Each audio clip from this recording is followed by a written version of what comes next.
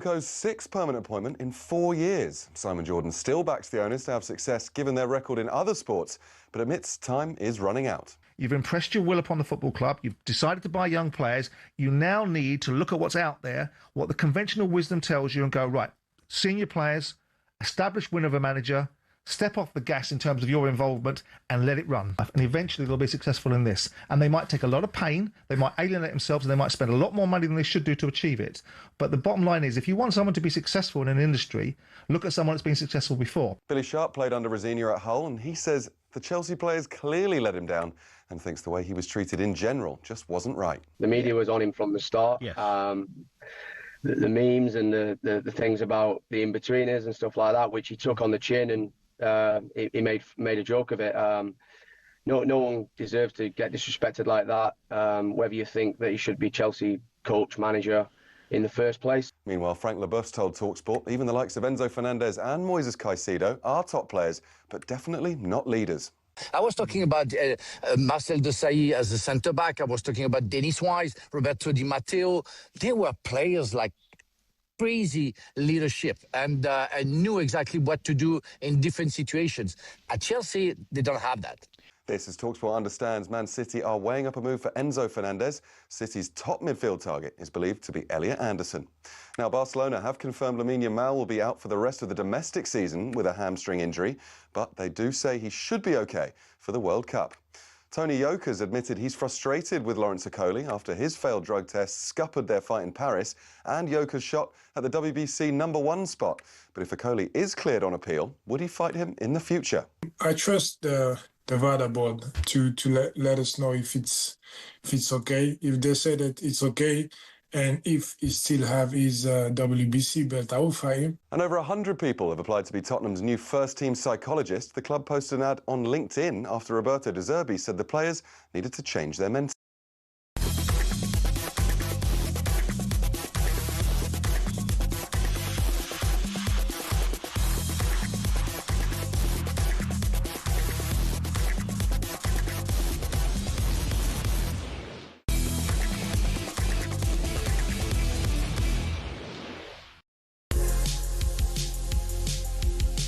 Good evening, this is Kickoff on talkSPORT. I'm Natalie Sawyer, and alongside me this Thursday evening, it is the former Lioness striker Lianne Sanderson. Coming up over the next 3 hours, we'll discuss whether Manchester City are now favourites for the title following their win over Burnley that's taken them top, and whether the 115 charges still being unresolved is damaging the game. We'll discuss Chelsea and whether the top managers would consider heading to Stamford Bridge following Liam Rosenior's dismissal. talkSPORT's football correspondent Ben Jacobs will join us to discuss. We want to know, do you think it's a poisoned chalice? So let us know. 03717 2233 44. Then in the second part of our show, we'll take a deep dive into the world of EFL finances. Leicester City face a £70 million black hole in their finances following their relegation to League One. Are clubs gambling too much on success? Or is the structure of the EFL simply broken? We'll get various experts' views on the Leicester situation and get a broader perspective on how difficult it is for clubs to be well run and successful at the same time. And in the final hour, we'll get Leanne's thoughts on who should be the Premier League Player of the Year. We'll get a sports psychologist's view on the title race, and we'll also look ahead to the FA Cup semi-finals. It is jam-packed, but of course we always want to hear from you, so you're more than welcome to get in touch. 03717 223344. That's the number to call us on, that's the number to WhatsApp us on, or you can text us to 81089. This is Kickoff, and this is talkSPORT. Leanne, how are you? I'm doing great, Natalie. I was saying, I know we've seen each other a lot this year. We've been doing the Europa League, Europa Conference League commentary, but it feels nice to be back in the studio. Yes. I was saying to you, wasn't I, that like before we came on air, how much I've been loving the sports bar. Like those guys have been absolutely cracking me up. Like, you know, just like when you're belly laughing. I messaged both of them when I'm just like, this is so funny. So that's been a real bright time as well. But yeah, it's been good. Sun's shining in London. I know, it's absolutely beautiful. Can't complain. But yeah, I'm glad to be back with you in the studio. Yeah, really good to be back in the studio, like you say. And there's lots for us to chat about because there's just so much that's happened. And we, of course, are going to start with the title race and assess Manchester City's chances of coming away with yet another Premier League trophy win. They went top of the table after their win over Burnley on Wednesday. 2026 we're going to have some twists and turns in the title race, that is for sure. Ndozi has hammered it goalwards, and it's 2-2 in Molineux, and Arsenal are poised to drop points. How we want to live the next 4 months? We'll compete, we'll be there. Winning or no, I don't know, but we'll be there. Liverpool 1, Manchester City 2. Why should it be easy to win a Premier League? They were always going to have to battle to win their first Premier League in the best part of a quarter of a century. Knocks down from the youngster, taps the ball home. Hugh Bedlam at the Emirates. And you really cannot help but feel that today was the day the Premier League pendulum swung Arsenal's way. West Ham 1, Manchester City 1. Knocks along the way for both sides. Yeah, they should be a hell of a run in. Bring your lunch, bring your dinner, how you say in England, and let's go all together for it, because it has to be a big day. They've been beaten at home by Bournemouth by 2-1. Arsenal's title dream fading away. It finishes at the Etihad. Manchester City 2, Arsenal 1. Game on, because it's a new Premier League. Ireland racing clear. He's outpaced Ekdal. He's got into the penalty area. He sent it past the goalkeeper. A delightful little chip. And Arsenal fans look away now because they've started in top gear. I tell you what, Lianne, for the neutral, this is what we wanted to this finale of the season. We wanted a title run. We wanted it to be neck and neck, and now it is, because the two teams of City and Arsenal are separated by goals scored. Yeah. That's how tight it is. I mean, it is, but I'm really gutted about last weekend's game, because I'm not a gooner. My dad is, as everybody knows, but I really wanted Arsenal to win that. I've just been backing them, haven't I, since November. Yeah. Like I am a gooner. And it's just difficult because this time of the season, I said it yesterday when I was on Sky, the mentality will shine through. And I feel like the celebration police have come out and said, and I love Wayne Rooney, he's a good mate of mine, but him saying they shouldn't be celebrating, I'm like, come on, that's why you play football. And I think psychologically for City, that was them at their best. I mean, Haaland looks like some methodical creature at the end of the game. He looks unbelievable. They just have it in them, don't they? They just seem to get better. Yeah. When the pressure is on. And I don't know, I said it again, Declan Rice, if Arsenal had 11 Declan Rices, they'd have got it over the line ages ago. And it isn't based upon that game last weekend. It's the results against the Wolves, Forest and Bournemouth. And I know we hyped up that game, and it's fantastic from a broadcasting perspective to have a game like last weekend, because we don't see them very often, do we? Football's changed. We're seeing Manchester derbies in the middle of the week. Do you know what I mean? The games have become quite boring, whereas last weekend's game was really, really entertaining. But yeah, I was gutted that Arsenal didn't win. Well, especially when we, as you say, we hype these games up and they don't often deliver for the hype that we give them. And actually that one did. It was a pretty special one.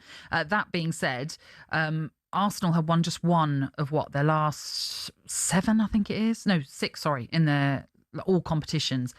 It does feel as though they're losing their momentum, obviously at the wrong time. And as you mentioned already, City had that mentality. And it's something I've said many times. I'm sure most people have said it as well. The whole muscle memory thing that City seem to have towards the end of a season, that they just pick up their form and they come gunning for them like they're doing right now. It feels. That being said, there'll be a lot of people that will be going, hang on, but this isn't the same City side. There's a lot of changes in this City team. They're not all winners in this City side yet.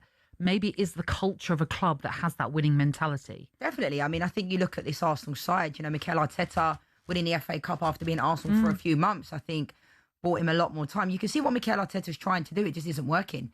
And ultimately, you don't know what a player has in them until you go through tough times. Now, I'm looking at this Arsenal side, and I think there's not many of their players individually that I'm looking at them thinking I'd want them in my dressing room. Because when the going gets tough, they don't seem to have it. I'm looking at Declan Rice. He has it. Saliba has it. Gabriel has it. Not like second touch is a tackle, if you get what I mean. It's that fight. It's that hunger in their eyes. Declan Rice said it after the Bournemouth game.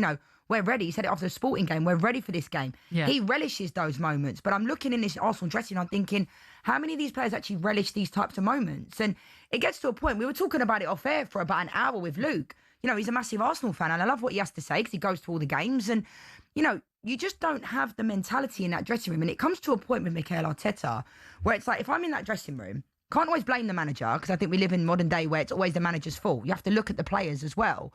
But you go into pre-season, every pre-season, we go again, guys, we go again. You start to think, has this bloke taken us as far as we could go? Like Sir Gareth Southgate with England. Right. He took us as far as we could go. We didn't win. And then sometimes the better the devil you know, because the grass isn't always greener.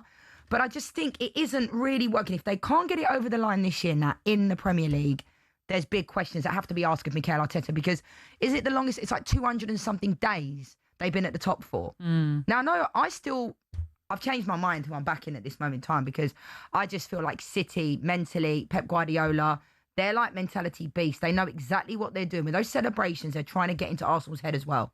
And I think it works. So, big game coming up for Arsenal against Newcastle. And like I said, the Premier League will not be lost based upon that game against City last weekend. It's the other games around it. When Manchester United was successful and we were winning everything, we'd win games 1-0 in the 92nd minute. Who cares? If you win a game now, that's all that matters. And like, beginning of the season, they're calling Arsenal set piece FC. I don't like that. Again, at the end of the day, you've got to win a game. If you've got to win a game that way, you win a game that way. I tweeted about it the other week. If Declan Rice or Saka banging the ball to Mark Gahey and we win a World Cup, is anyone going to be saying set piece FC? I don't think they will be for England. So at the end of the day, small little increments that Mikel Arteta's tried to bring in. But like that game last night for City against Burnley, you know, scoring after 5 minutes, Haaland scores, like people expected them to run riot, didn't they, with the goal difference? Yep. And they didn't. So it's a difficult one. It's a difficult one because I backed Arsenal. I think I might have to be changing my mind now. Not going to lie. You're being swayed towards City now. I am, just based upon them knowing how to get the job done. I don't know, like the players they brought in the window, Mark Gahey, Semenyo, like a lot of players seem to go to City and thrive, don't they? They just seem to. Like what players they bring through the door, they recruit incredibly. Brian Shirky, I know people are saying he's most people's player of the season. Like he's been amazing. What a recruitment. And I remember watching him play last year when Man United played Lyon at Old Trafford and we did the game, and it was that incredible game where Harry Maguire scored the winner. And I'm thinking, who is this guy? We need to get him. You know, I want all the best players at Man United. As you do at Brentford as well, Jordan Henderson, really. But like, you know, I just think like City, as much as I said I wanted Arsenal to win, as much as I'm Man United, I respect City. And exactly their individual players they've had over the years, like Kevin De Bruyne, Vincent Kompany, David Silva, Bernardo Silva now is in his last, you know, few games for City, like incredible footballers. And I just feel like Pep has really built a dynasty there. So I'm sure if City do win this league this year, it might go down as one of Pep's best moments as a City manager. Not based upon the football they're playing, but like getting it over the line. Yeah, because I'm sure they did not expect, after they dropped points against the West Ham to Forest, I'm sure Pep did not think they'd be in the title race at this point, did he? This should have been wrapped up. Let's be honest. Like Arsenal should have been 12, 15 points clear if they would have. I know hypothetically speaking, but like the Bournemouth game, those types of games for Arsenal, like they should have gotten one, and the best teams do, unfortunately. Well, let's hear from Pep Guardiola, because you've mentioned him already on this title race then, and he says despite going top, the hard work starts now. I'm really more than pleased for the fact that I know which opponent we are facing. So I saw experienced Arsenal last Sunday, and I said, how competitive, how many good things. So I started there because we are do very good thing. We can do a few things better, but yeah, we are there. So now is a recover Saturday, semi-final, and we see what happens. Okay, so yes, they're not involved in the Premier League this weekend because of their FA Cup semi-final. They're taking on Southampton on Saturday at Wembley. And in fact, they're not in action in the Premier League until May the 4th. And by that time, Arsenal will have played 2 games in the Premier League, which might give them, obviously, that huge advantage being top of the table once more, because I'm sure most people on paper might expect Arsenal maybe to come, you know, from being drawn into this battle that they didn't want to be involved in because they had such a healthy lead earlier on in this season.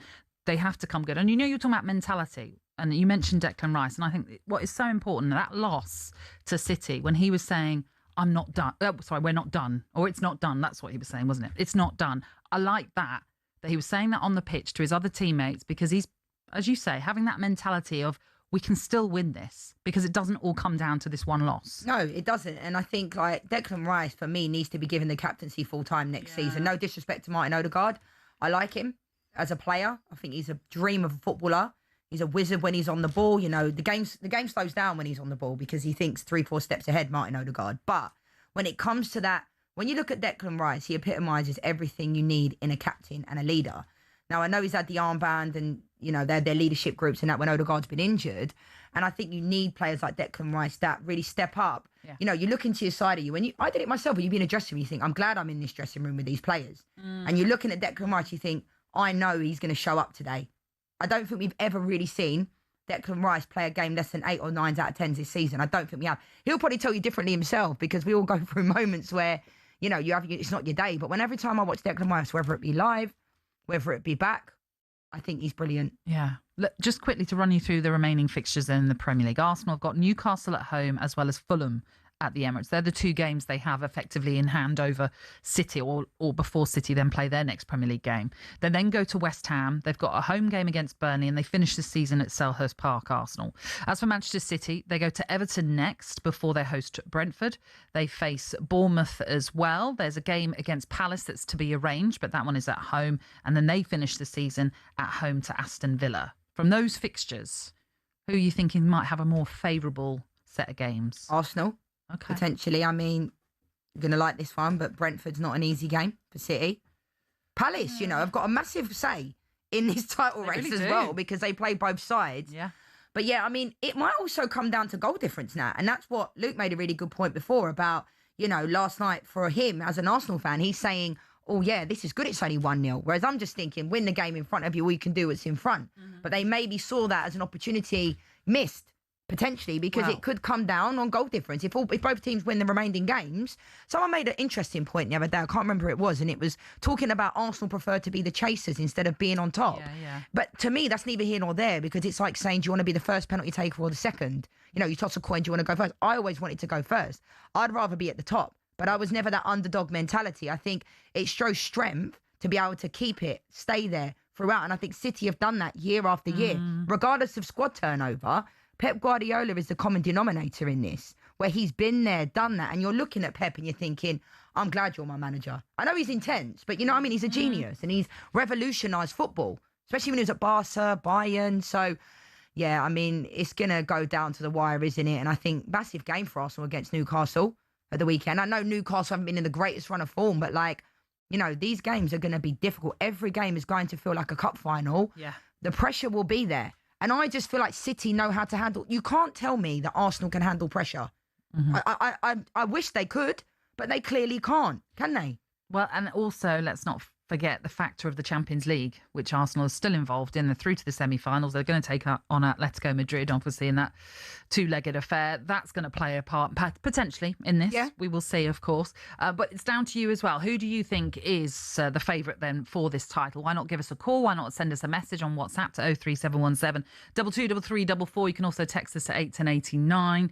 I'm sure all round, if you're involved, there's a bit of nerves anyway, if you're an Arsenal or a City fan, certainly going into these final through few fixtures, I should say, of this season. Right, on the way next, we'll get you the latest odds, and we're going to be joined in the studio by talkSPORT's football correspondent Ben Jacobs to talk, amongst other things, the managerial merry-go-round at Chelsea. You're tuning into Kickoff with Ladbrokes. It's 18 and over, begambleaware.org.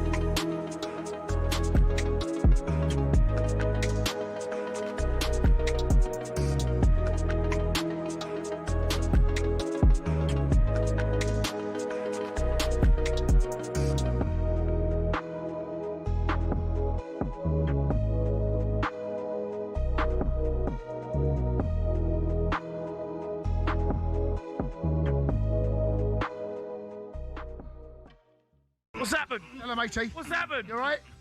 How are you, matey? You good? I'm all right. Yeah, very well. Thank you very much.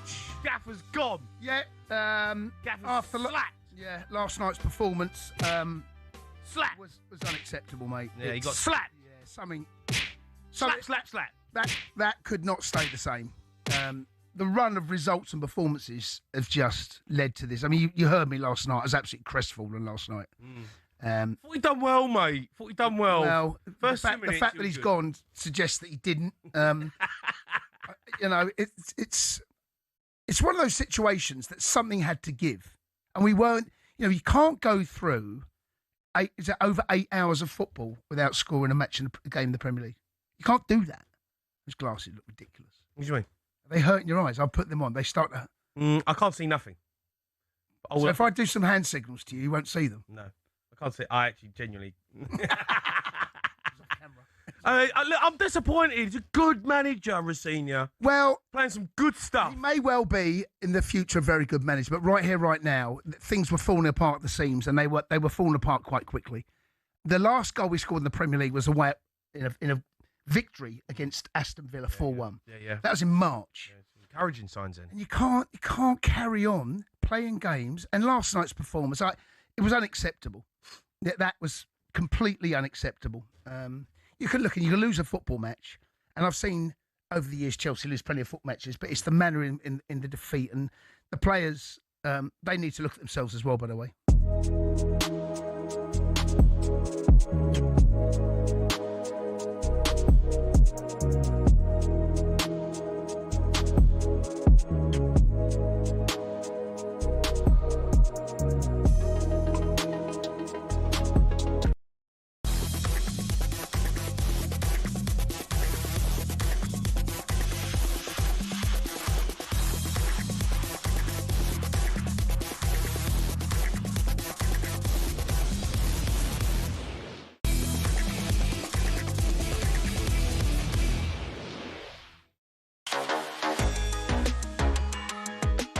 You're listening to Kickoff on talkSPORT with the former Lioness striker Lianne Sanderson and me, Natalie Sawyer, and we're taking you through until the sports bar at 10. Shortly, we're going to get stuck into the management issues at Chelsea, get you the latest on Manchester City's FP case, but right now it's time for us to bring you the latest odds with Ladbrokes. Odds update on talkSPORT with Ladbrokes. Get a free bet every week of the season and a big boost every day. That's Ladisfaction. Minimum £5 bet. Conditions apply. 18 plus gambleaware.org. A very good evening to Nicola McGeady. How are you, Nicola? I'm good. I've been on the golf course today, Natalie. Only all right. Driving the buggy, though. I wasn't trusted with a club today. So, but we've had a very good day with Liverpool today. Oh, well, that sounds like a lot of fun, to be fair. Listen, this season, Nicola, the managerial departures in the Premier League has just been gold in the sense of it's been pretty busy. Chelsea now the latest to be looking for a new manager. What's the latest on that one? Yeah, I mean, I was talking to your colleague Adrian last night, and the market has turned on its head already. Felipe Luis was the hot favourite last night. He's drifted out to 5-1, and Andoni Iraola is the new 2-1 favourite, having been 8-1 last night. These managerial markets can be so volatile, but he is now the favourite. His spell at Bournemouth firmly, I think, put him on the radar, and although it's not the most glamorous name, he's the one the money has come for. Second favourite then is Cesc Fabregas, very much in the running at 5-1. He's a club legend, a modern coach, and he's doing really impressive things right now. And I think a name people got a bit excited about earlier on, even last night, was Diego Simone. He's a big drifter at 10-1. If Chelsea decide to go big and bold, he's a glamorous name and would be a bit of a dream ticket. But the betting now says it's unlikely he's going to be appointed with Andoni Iraola, the favourite. Okay. We will look to see what happens with that one and bring you more clarification with Ben Jacobs in just a moment. But tomorrow night, live Premier League action sees Sunderland taking on Nottingham Forest, Nicola. So what are the match odds for that one? Yeah, it's a really interesting clash, actually. Two teams that are very different, and that always throws up a few betting angles. And I think we will see goals in the agenda. Sunderland at home, they tend to be full throttle. The crowd will get them going. They play with energy, and we make them 7-4. But we could barely split them. Forest, they can be dangerous away from home, and we make them 8-5, and the draw's 11-5. So very little between them. It'll be interesting to see where the money goes tomorrow night. But I think both teams to score makes plenty of sense here, which is 17-20. I mean, Sunderland, they're usually good for a goal on home turf, and Forest, well, they rarely, go a full 90 without creating some sort of chances for themselves as well. So, yeah, I can see this one ending in a draw. 1-1 is the shortest correct score price in there at 5-1.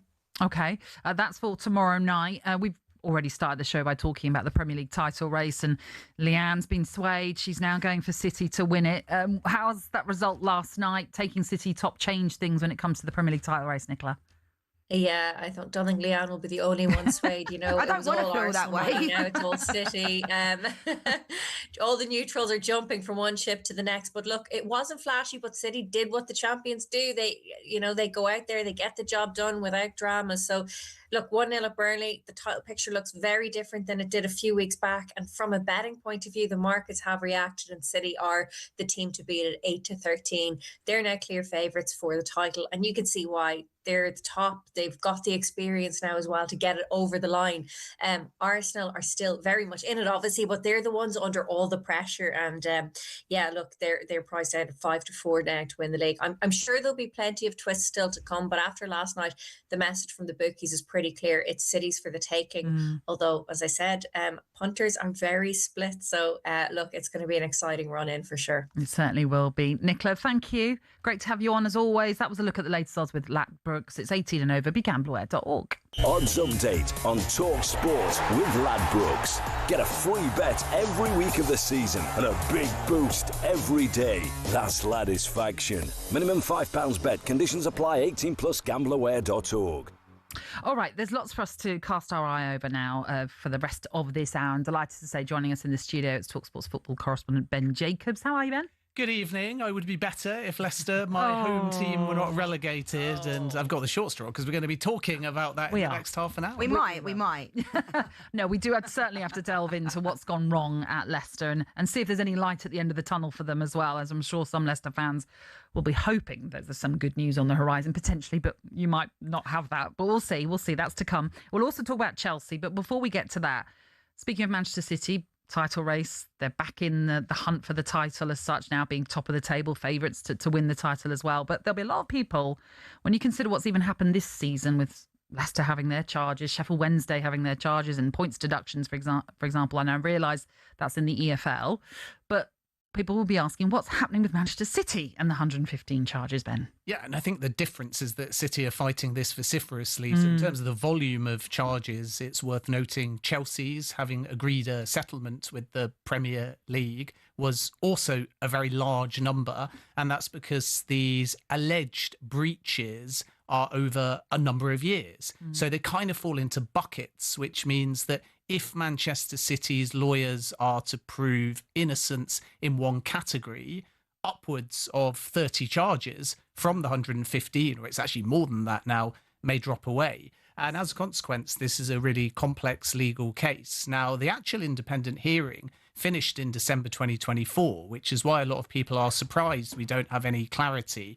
And the short answer why is after the hearing, there has to be written reasons that can take time. We might be talking about thousands of pages for both parties to go through. And then there's potential on both sides, the Premier League and Manchester City, for an appeal process. And City, as the defendant, have the opportunity to say everything must be kept confidential. And then on top of that, there's even a possibility that it's challenged outside of a football domain, or alternatively Premier League and Manchester City try like Chelsea did and come to some kind of settlement. So behind the scenes, sources say there's progress. We thought there might be some clarity in early or mid 2025, and now we're heading towards the end of the season and still nothing. What I can tell you again is City deny any form of guilt. And if there is to be a punishment, the expectation is that it would not be in place in time to be implemented this season.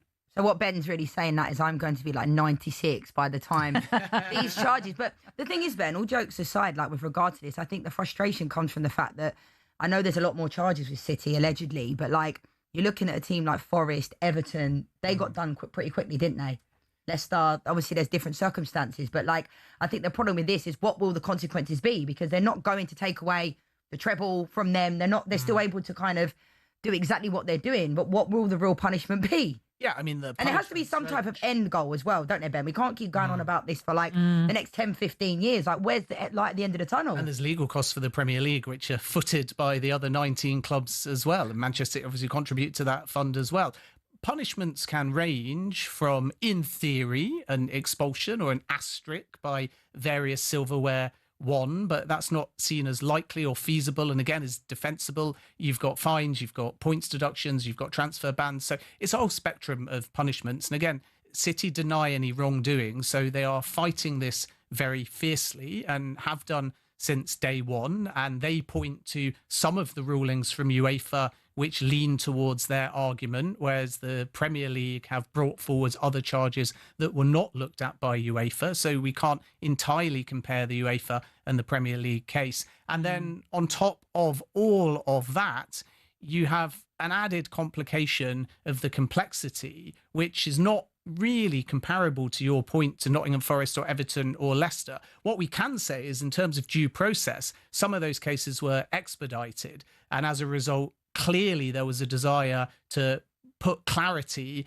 and an end point on those cases so everybody knew where they stood. But with Forest and Everton, it was a PSR breach that is probably only equivalent in terms of volume, pages of documents, arguments to maybe one or two of these Man City charges. And you've got a balance sheet and you've got a clear threshold of 105 million of cumulative loss over 3 years. This is about, did Roberto Mancini, when he was Man City manager, get a consultancy payment that was on the Al Jazeera books, owned also by the same parent company, but disguised from Man City's books? These are about breaches over a long period of time where the financial rules have changed dramatically and were not as robust in the early part of when some of these charges were levelled. So it's a legal minefield, and that, in essence, is why it's taking so long. So we are going to have to wait, is basically what you're saying. Sit tight. We'll eventually get there, but when that will be, we don't know quite yet. Okay, we will park Manchester City. When we return, we'll have to talk about what's happening at Chelsea because, of course, another manager has come and gone there. You're listening into Kickoff on talkSPORT with Ladbrokes. So what next after Liam Rosenior at Chelsea? That's what we're discussing after the break.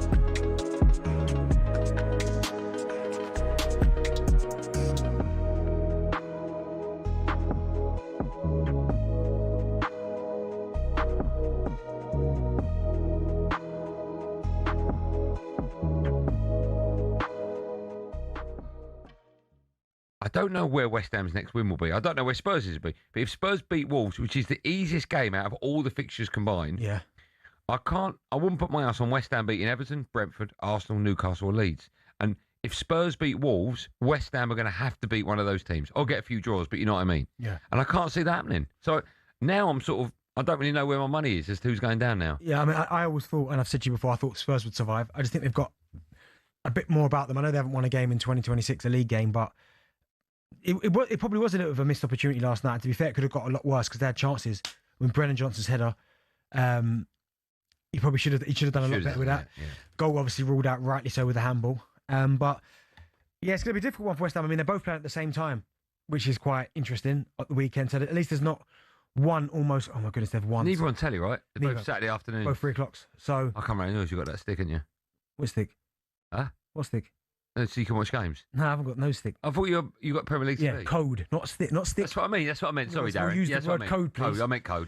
Yeah, it's going to be fascinating. But yeah, I think West Ham will see it as an opportunity missed. But I said yesterday when we were predicting scores, for me it just had draw written all over it. Palace, I know maybe obviously after getting through in the Europe and going back home and making changes, Palace at home were just quite hard to play against, quite solid, quite rigid in their shape as well. Got players hit you on the counter-attack, can defend deep if they have to.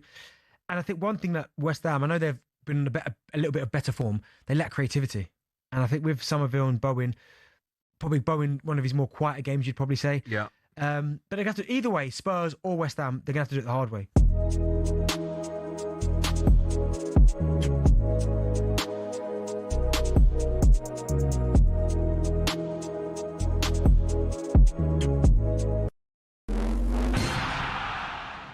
Who would want the Chelsea job right now? We understand Andoni Iraola is the leading candidate. Here's talkSPORT presenter and Chelsea fan Olivia Bazaglo.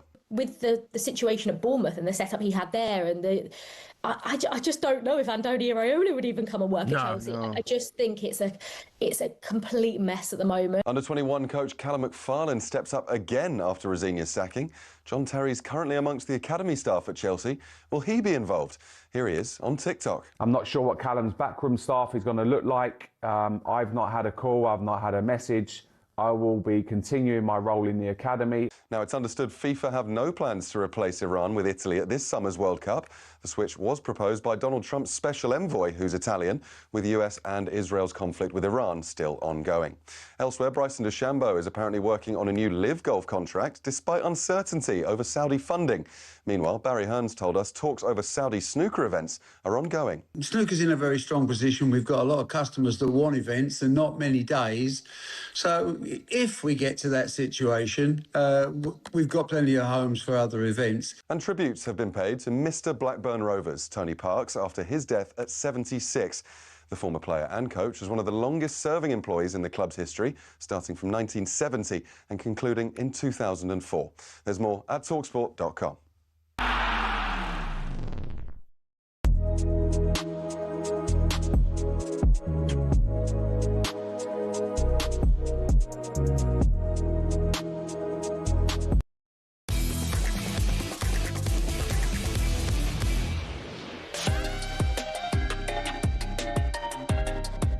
You're listening to Kick Off on talkSPORT, and you're in the company of former Lioness Lianne Sanderson, Natalie Sawyer, who's me, and also Ben Jacobs, our chief football correspondent, who joins us. Not chief football correspondent. Sorry, football correspondent. That's Alex Unless Crook. I've got a promotion. Well, do you know what? Just Alex for the rest of this hour, you have. Let him be a chief. Yes, we can call you a chief. Assistant to the chief, like in the US office. Why not? If that's what you want to be, we can do that. No problem.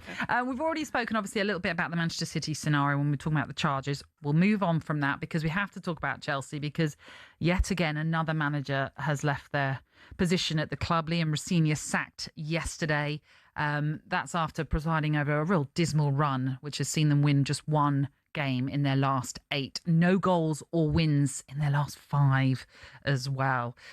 Paying the price then for some poor performances, this unrest from the fans, a real disconnect everywhere, it feels. Even some of the players, you feel, are disconnected to what's going on with the ownership as well.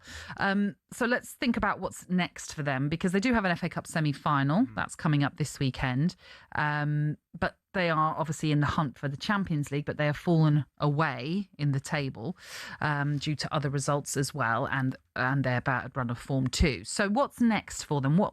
Who's next to come in to take over, do you think? Yeah, I mean, some might say it's a poison chalice, but Chelsea don't view it that way. It's a big club. It's a London club. It's a team and a project that in the long run have always expected Champions League football. That's what they had season on season under Roman Abramovich. And yet this project has seemingly taken one step forward, 2 steps back over and over again. And now there's been different managers of completely different profiles and CVs. Thomas Tuchel was the incumbent, won the Champions League and went. Graham Potter was the Brighton hire, the data-led hire, the young manager with Premier League experience. Maurizio Pochettino, glittering CV. Enzo Maresca won silverware but walked. And then Liam Rosenior has basically been having a job interview at Strasbourg for months before getting the Chelsea job, but only lasted just over 100 days. And those 5 losses without goals are Chelsea's worst run of form in the league in consecutive games. It's 1912. That's the year that the Titanic sunk. So what's next is taking stock and an acceptance at squad level, at leadership level and at ownership level that mistakes have been made. And my understanding at the moment is that Chelsea haven't formally spoken to any candidates, but things are likely to accelerate quickly now. And Andoni Iraola is one of the leading names as a free agent at the end of the season. Marco Silva still hasn't committed to Fulham and is another profile to keep an eye on. Edin Terzic, as we just heard, and I've reported today as well, looks like he's got an agreement in principle to go to Athletic Club, but Chelsea appreciate him. Names like Francesco Fariola and Cesc Fabregas have formed part of previous processes, and Fabregas is definitely somebody that Chelsea know is going to be a top coach, but he's focused on Como at the moment, and they're not yet out of the race for Champions League football. And then other names like Luis Enrique and Julian Nagelsmann were also on Chelsea's list before Pochettino was hired. Luis Enrique, my information is he's going to extend at PSG and is not available. And Julian Nagelsmann is focused on Germany at the moment, but he wasn't that sold on the project when he had his interview in previous processes. So Chelsea are not short of options, but it's about, can they finally find the right fit? Because right now there's not just heat on the playing squad, there's a lot of scrutiny, including protests on the ownership as well. Well, that's the problem, because they have to change their template, Ben, which I don't think they're going to do with Blueco. We know what they do. They want to recruit younger players. That's not worked. I was quite surprised that Nicola McGeady had the top one in the top three was Diego Simeone, because for me, I'll put my house on it. Sorry to my wife. I cannot see Diego Simeone going to Chelsea. Clearly, they want somebody. Did you notice when Liam Rossini was talking, it was, we've made the decision. We've done this, we've done that. When Sir Alex Ferguson spoke and when Arsene Wenger spoke, I made this decision. Does that make sense? So Luis Enrique, the biggest mistake Chelsea ever made was getting rid of Thomas Tuchel. I know hypothetically, hindsight's a great thing, but like, I just can't see a manager going in there that has the minerals like Luis Enrique. Do you know what I mean? That will not be puppeteered. And that's no disrespect, but like, I could have predicted this happening to Liam Rossini. I'm sorry, I could have, because it's all, oh yeah, I knew that, but everyone could see that. And do you know what? I cannot believe going into this game at the weekend, Callum McFarlane, good luck to him, right? But John Terry, I know everyone's going, oh yeah, you know him, he's your mate. No, you can't tell me that he won't get a tune out of these players in 5 games, Ben. I'm sorry, but if you get someone like that in the dressing room for these 5 games, you'll get a tune out of them. You get your fans back on side, and you'll have people that will, you know, the players the other day after Brighton, that was embarrassing what they did, standing there, Ben, in front of the fans like this. Like, what, Cucurella? Do you know what I mean? They've got leaks from their barbers coming out. Like, it's not good enough. It's nowhere near good enough. So that club is in a real bad way, but I just can't understand why they wouldn't get someone like John Terry in there, who does have his coaching badges, is at the training ground 4 or 5 times a week. Like, I don't know. What do you think about that? Well, I mean, on that point, I would say this was not only about results, although Chelsea sources want to bill it that way. Liam Rossini had lost large parts of the dressing room, and some of that may have been on him and how he communicated, but a lot of people say he was amenable, and Chelsea have got great respect for him. But it was also about he had to follow Enzo Maresca, and a lot of the players love Maresca. And make no mistake about it, we reported this on talkSPORT at the time. Chelsea statement, mutual parting of ways. Enzo Maresca walked. Enzo Maresca resigned. Enzo Maresca lost faith in the project. And many of the players feel that's the point. So before Rossini even came in, that this season derailed. And therefore, there's 2 aspects. First, find the right coach, but they're walking into the same project. And Chelsea accept that they're going to have to review things. They may still be youth-led, but that's not to say there won't be exceptions to the rule. And it wouldn't surprise me if when they recruit now, they maybe cede a little bit more control to any new manager along with the sporting directors and perhaps go for more experience. Will experience be 27 to 32? They have to, though, Ben, not necessarily. They have but experience will be players, if they're younger, that have got proven Premier League experience in terms of volume of games played. And that is what the project need. And one more quick thing. Characters. It's such an underrated point in football. You'll know this, Lianne. I was watching Brighton. They're 1-0 up. Pascal Gross is shouting and screaming on field, going, they're there for the taking. They're not up for it. We need a second goal. It switched to the bench, and you've got Reece James, Cole Palmer, and João Pedro, hoodies up, heads down. And if Chelsea are going to succeed, it won't just be about money or young stars of the future. It will be about finding the right footballers, but also characters.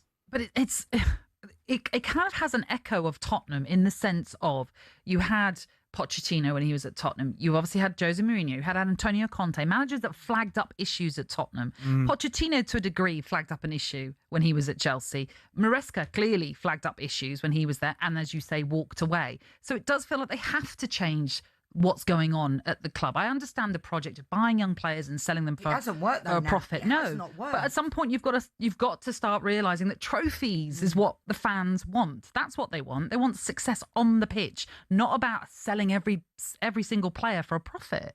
So they have to change, surely. I'm sure Chelsea would argue that before Enzo Maresca went, they felt this project had turned a corner. Okay, a lot of people say winning the UEFA Europa Conference League is nothing, but it's put in front of them and they win it. Club World Cup and destroying PSG, that was a project statement. So they were building something, and that's why several of the senior players, particularly the Spanish-speaking ones, were disappointed because they backed Maresca. And then with Liam Rosinia, there were a lot of issues around, was he qualified, some of his selection, training comparative to Maresca. Many of the players felt more energised, although some in the squad argue that some heads dropped and therefore the intensity in training sessions didn't get as much out as under Maresca because they already wanted a change. But there were little things as well. Like, my understanding is Enzo Fernandez gets banned, fine. That was a Liam Rosinia and club decision. He comes back in a massive game against Manchester United. Moises Caicedo, who is part of the leadership group, is the vice captain. And that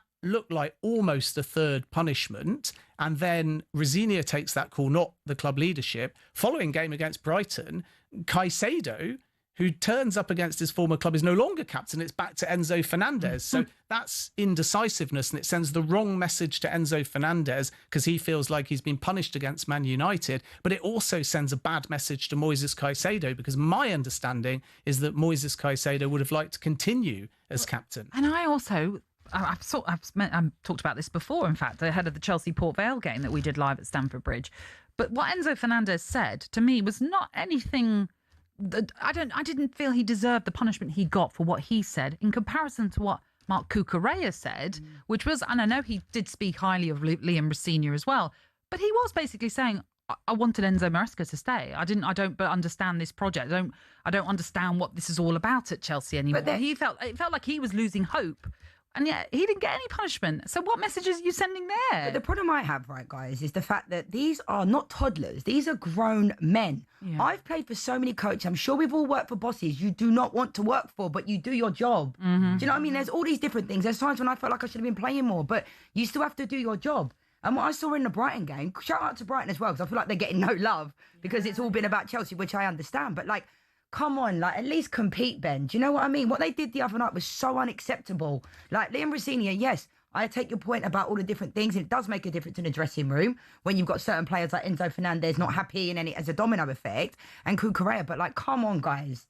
I'm not saying it's as simple as you're getting paid all this money, just get on with it. But there has to be an element of pride amongst these players. And what I saw against Brighton, they were like, they didn't even bother. The short answer to your question is that, one, Cucurella was viewed as a committed Chelsea member because he signed a new deal last year, who was giving constructive criticism but wasn't looking for a move away. The other... But Enzo didn't actually say, I want to leave. No, but the other is seen as Enzo Fernandez hasn't agreed a new contract. And you're right, his actual words flirted with a move away, but sources privately have been clear, even to me, that Enzo Fernandez's dream move is Real Madrid. So if he's talking about Madrid, it's only for one reason. Most players want to move to They're Real not Madrid, stupid, especially if you're... He clearly wants away. The same as I think about a lot of the players. Cole Palmer looks like to me he doesn't want to be there. Players know what they're doing, don't they, Ben? I mean, come on. Palmer's had a new deal. Caicedo's had a new deal. Chelsea are not ruling out Enzo Fernandez signing a new deal, even though there might be interest from Real Madrid. And today, reports saying that Manchester City could enter the race. That's interesting because Enzo Maresca might end up being their new manager. But I think Chelsea's perspective, just to be balanced, is that despite the losses financially, despite the defeats on the field, their feeling is that a lot of the project has matured and can come good with a few marginal gains. It's just they've been so indecisive and unsuccessful with their managerial choices. Then they find one in Enzo Maresca. And like I said before, key to this narrative with Maresca is Chelsea didn't want him to go. Maresca chose to resign, despite the fact the statement says a mutual parting of ways. So just briefly, before we hit a break, because we do have to talk about Leicester in just a minute. I know you're trying to avoid it. So long I know you're trying to He's trying to long it so you don't have to. Sorry, got to go. But whoever comes in, you feel as though there has to be a change, like we've already been saying, about how the club is run. But that manager will want a big say on how everything is run, surely. They don't want to be a puppet. You would think so, but I suppose Marco Silva's worked under challenging conditions at Fulham. Andoni Iraola has done excellent at Bournemouth with a lot of outgoings. The Bournemouth model is also multi-club with a lot of different voices. Naturally, younger managers, if they went in that direction, like Cesc Fabregas, would have an affinity with the football club and be up for the challenge. Chelsea's still got a lot of pull, make no mistake about it. And I don't see the model seeding to the point where, like at Newcastle, a manager like Eddie Howe has all of the say. But I do think that they'll make tweaks because there are acceptances within Chelsea at leadership and hierarchy level that mistakes have been made. Okay. Oh, well, at least they've learnt from that for sure. By the way, it is heavyweight season on DAZN on May the 9th. Don't blink as Fabio Wardley makes his first defence of his WBO heavyweight title against former IBF champion Daniel Dubois in Manchester. That's on May the 23rd. It's glory in Giza as Usyk faces Dutch kickboxing legend Rico Verhoeven with the WBC heavyweight title up for grabs. You can join DAZN Ultimate now and get 12 plus pay-per-views a year, including Wardley against Dubois and Usyk even against Rico at no extra cost. Boxing updates on talkSPORT with DAZN, the global home of boxing. Sign up now at dazn.com/boxing. All right, we won't avoid it for much longer. We're going to have to talk about Ben's club, Leicester. How much time have I left myself? Oh, no, we'll make more time if we need to. That's coming next.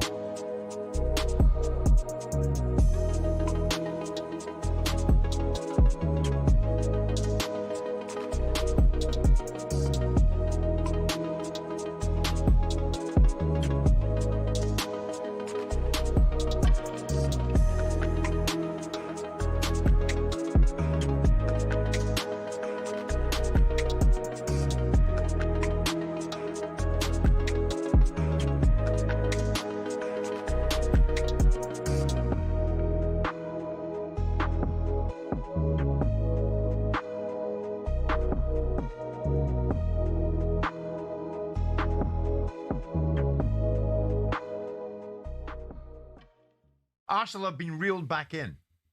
They are the title in the hands for months and months, and 3 weeks ago they had 10 points. It's not losing against City, as we said. You know, it's not losing against City that annoy me the most because there is no shame of losing against City. But it's the game before that, Bournemouth. You know, when you lose the 3 points at home, the way they played, I watched the game. I was so. I'm not going to say the word on the radio because, but you understand what I mean. Yeah. It was flat, wasn't it? It was flat. Yes.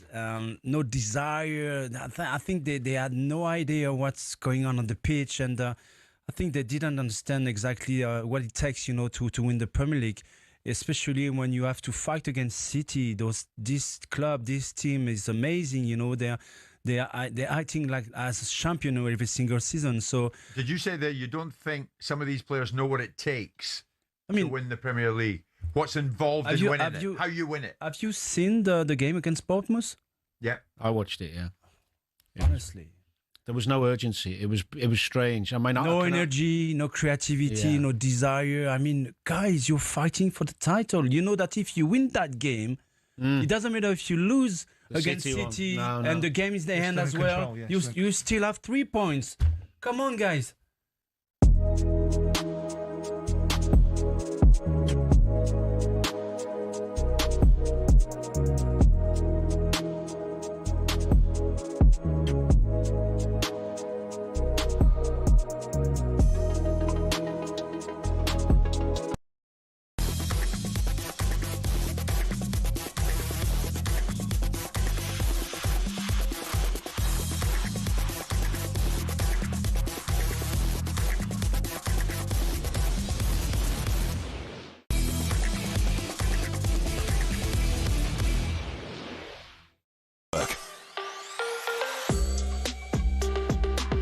This is Kickoff on talkSPORT, and you're tuning in to the former Arsenal women's striker Lianne Sanderson. Ben Jacobs is with us as well, and I'm Natalie Sawyer, and we're going to talk about the situation of Leicester, because it is really unthinkable to be saying that they're going to be playing in League One next season. And it's perhaps not that they've been sleepwalking into this, because I think a lot of Leicester fans, you included, Ben, probably were worried this was going to happen, how dire the situation had become. But, 10 years ago, you were about to celebrate winning the Premier League. And now, like I say, you're going to be playing in the third tier of English football.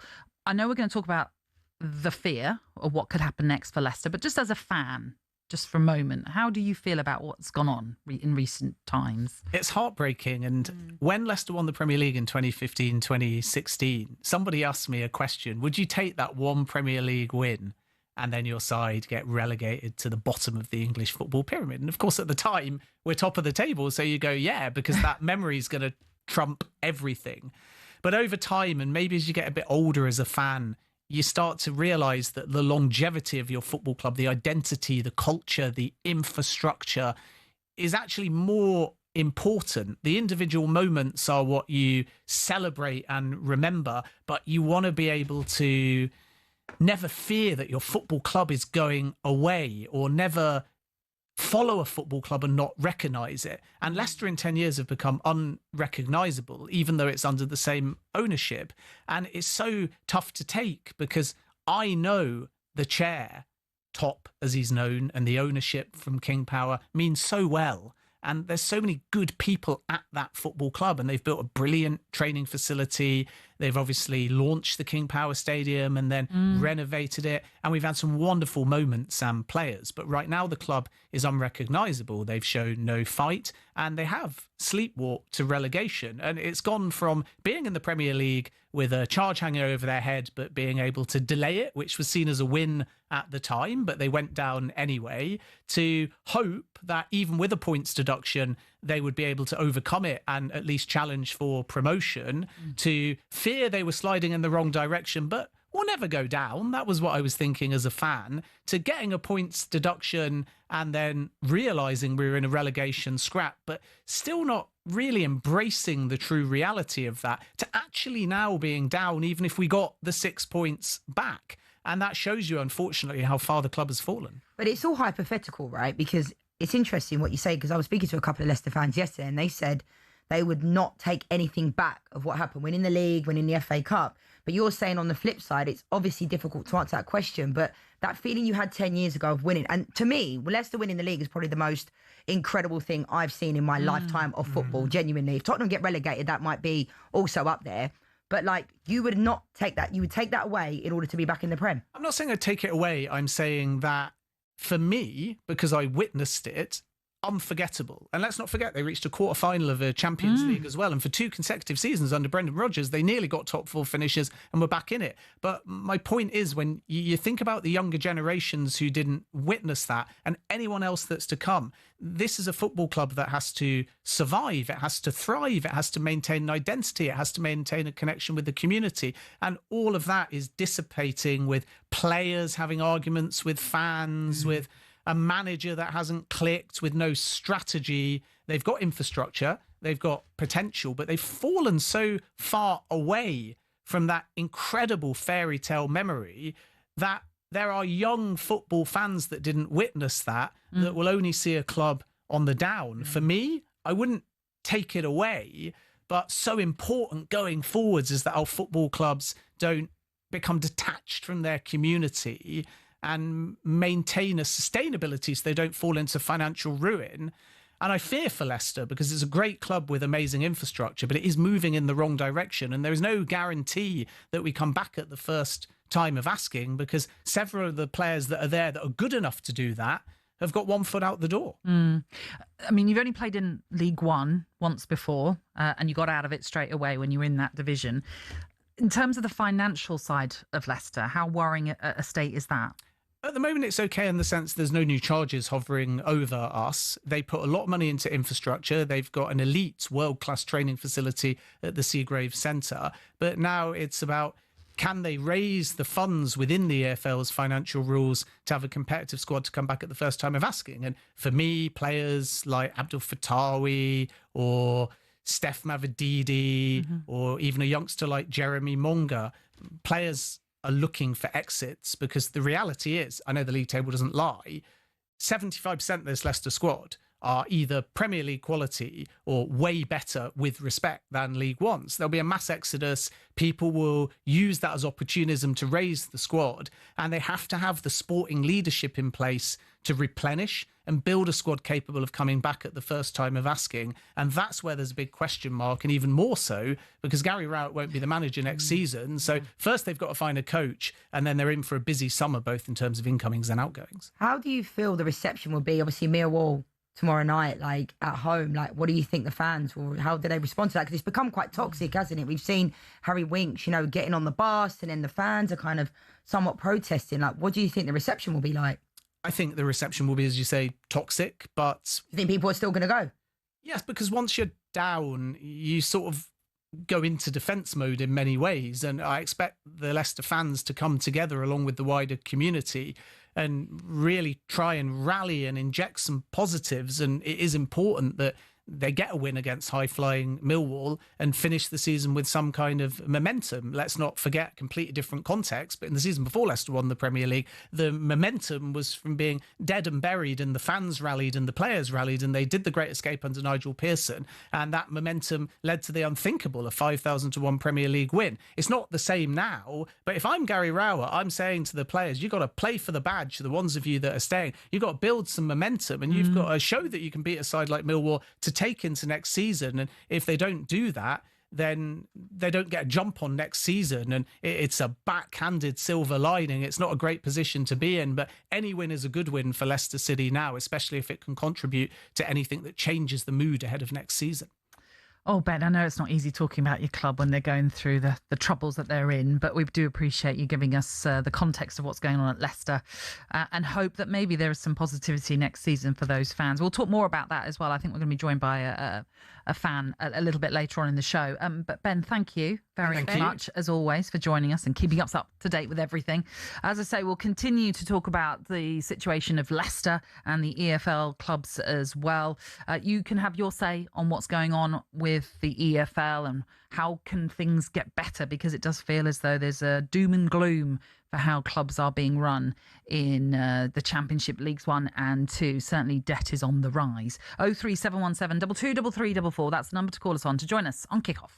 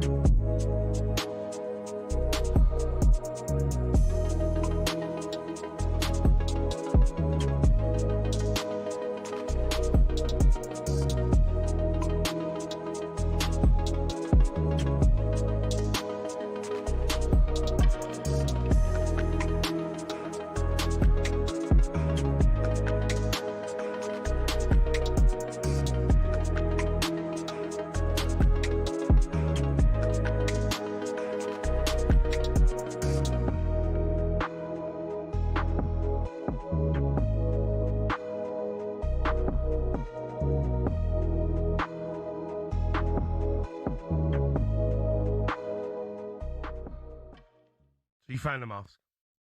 Yeah, I found the mask. It's just who we are, mate. Yeah. I'm not going to lie. I hope you lost it. Why? What do you mean, why? Mate, do you know, it's half hot in here. And I can't... So you don't realise what it's like. I've had Arteta on. I'm going to have to take this off, mate. Well, I can't. No? You what? Wow, it's hot. I've got to take my top off, mate. I can't keep doing this, mate. I can't keep doing this. What is going on? What? What do you mean? What is this? What's what? Is this talkSPORT merch? What do you mean? What do you mean? What do you mean? Oh my God, he's got a shirt. You've now got a shirt on. You're kidding me. What is this shirt? What is this? I don't know what you're on about, mate. I just knocked this whole thing up. So for people who are not watching on YouTube right now, Cundy has got a T-shirt with the Ange mask. I've seen signs, encouraging signs. Is this talkSPORT merch? Where are you getting this stuff from? Who is making this stuff for you? It's bang out of order. I'm going to HR. This is not on. Honestly. They're gonna go off the shelves then, by the way. And Spurs. They are gonna go off the shelves. Who made that? I did. You're out of order. Well, I had 10 minutes spare. I thought, what can I do? No, I think. What do you think of the fit? It's all right. It's muscle fit. It's good muscle fit, that mate. He's looking all right. Do you want one? No, I do not want one.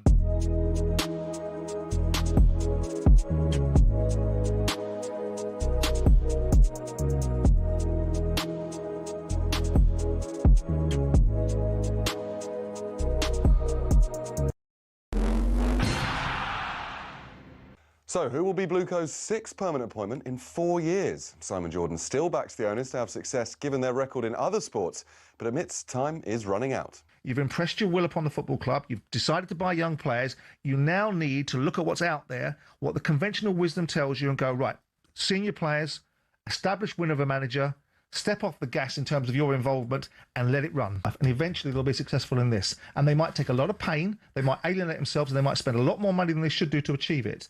But the bottom line is, if you want someone to be successful in an industry, look at someone that's been successful before. Billy Sharp played under Rosenior at Hull, and he says the Chelsea players clearly let him down and thinks the way he was treated in general just wasn't right. The media was on him from the start. Yes. The memes and the things about the in-betweeners and stuff like that, which he took on the chin, and he made a joke of it. No one deserves to get disrespected like that, whether you think that he should be Chelsea coach, manager in the first place. Meanwhile, Frank Leboeuf's told talkSPORT even the likes of Enzo Fernandez and Moises Caicedo are top players, but definitely not leaders.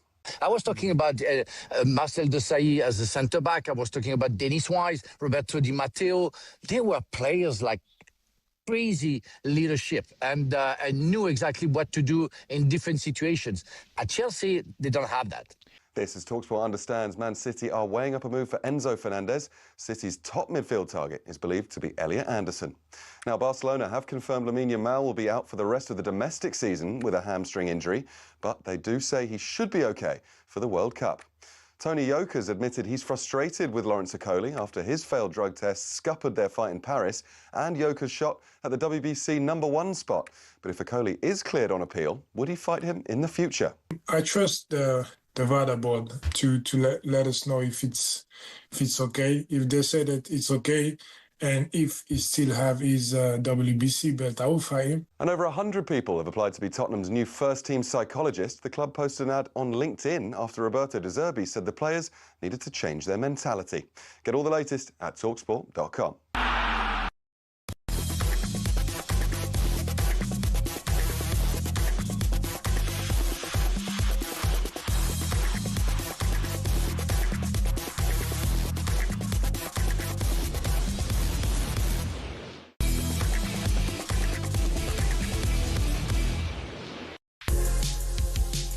This is Kick-Off on talkSPORT. Thank you very much for being with us. I'm Natalie Sawyer, and alongside me it's the former Lioness Lianne Sanderson. In this hour, we're going to dive into the EFL and just how many clubs are sailing close to the wind when it comes to their finances. Can the current model remain competitive and sustainable?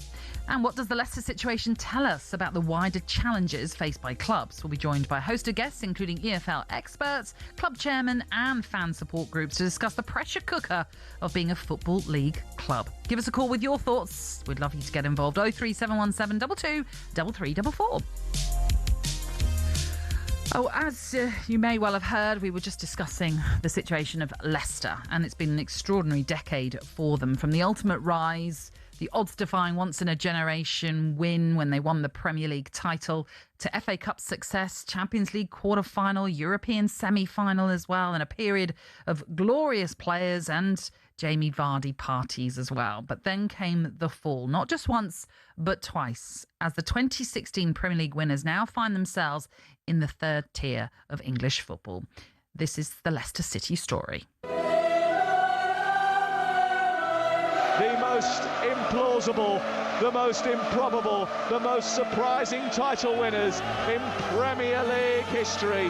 The most remarkable domestic achievement in English club football. Leicester City are the Premier League champions of 2015 and 16. Dilly din, dilly dong, come on. Fantastic.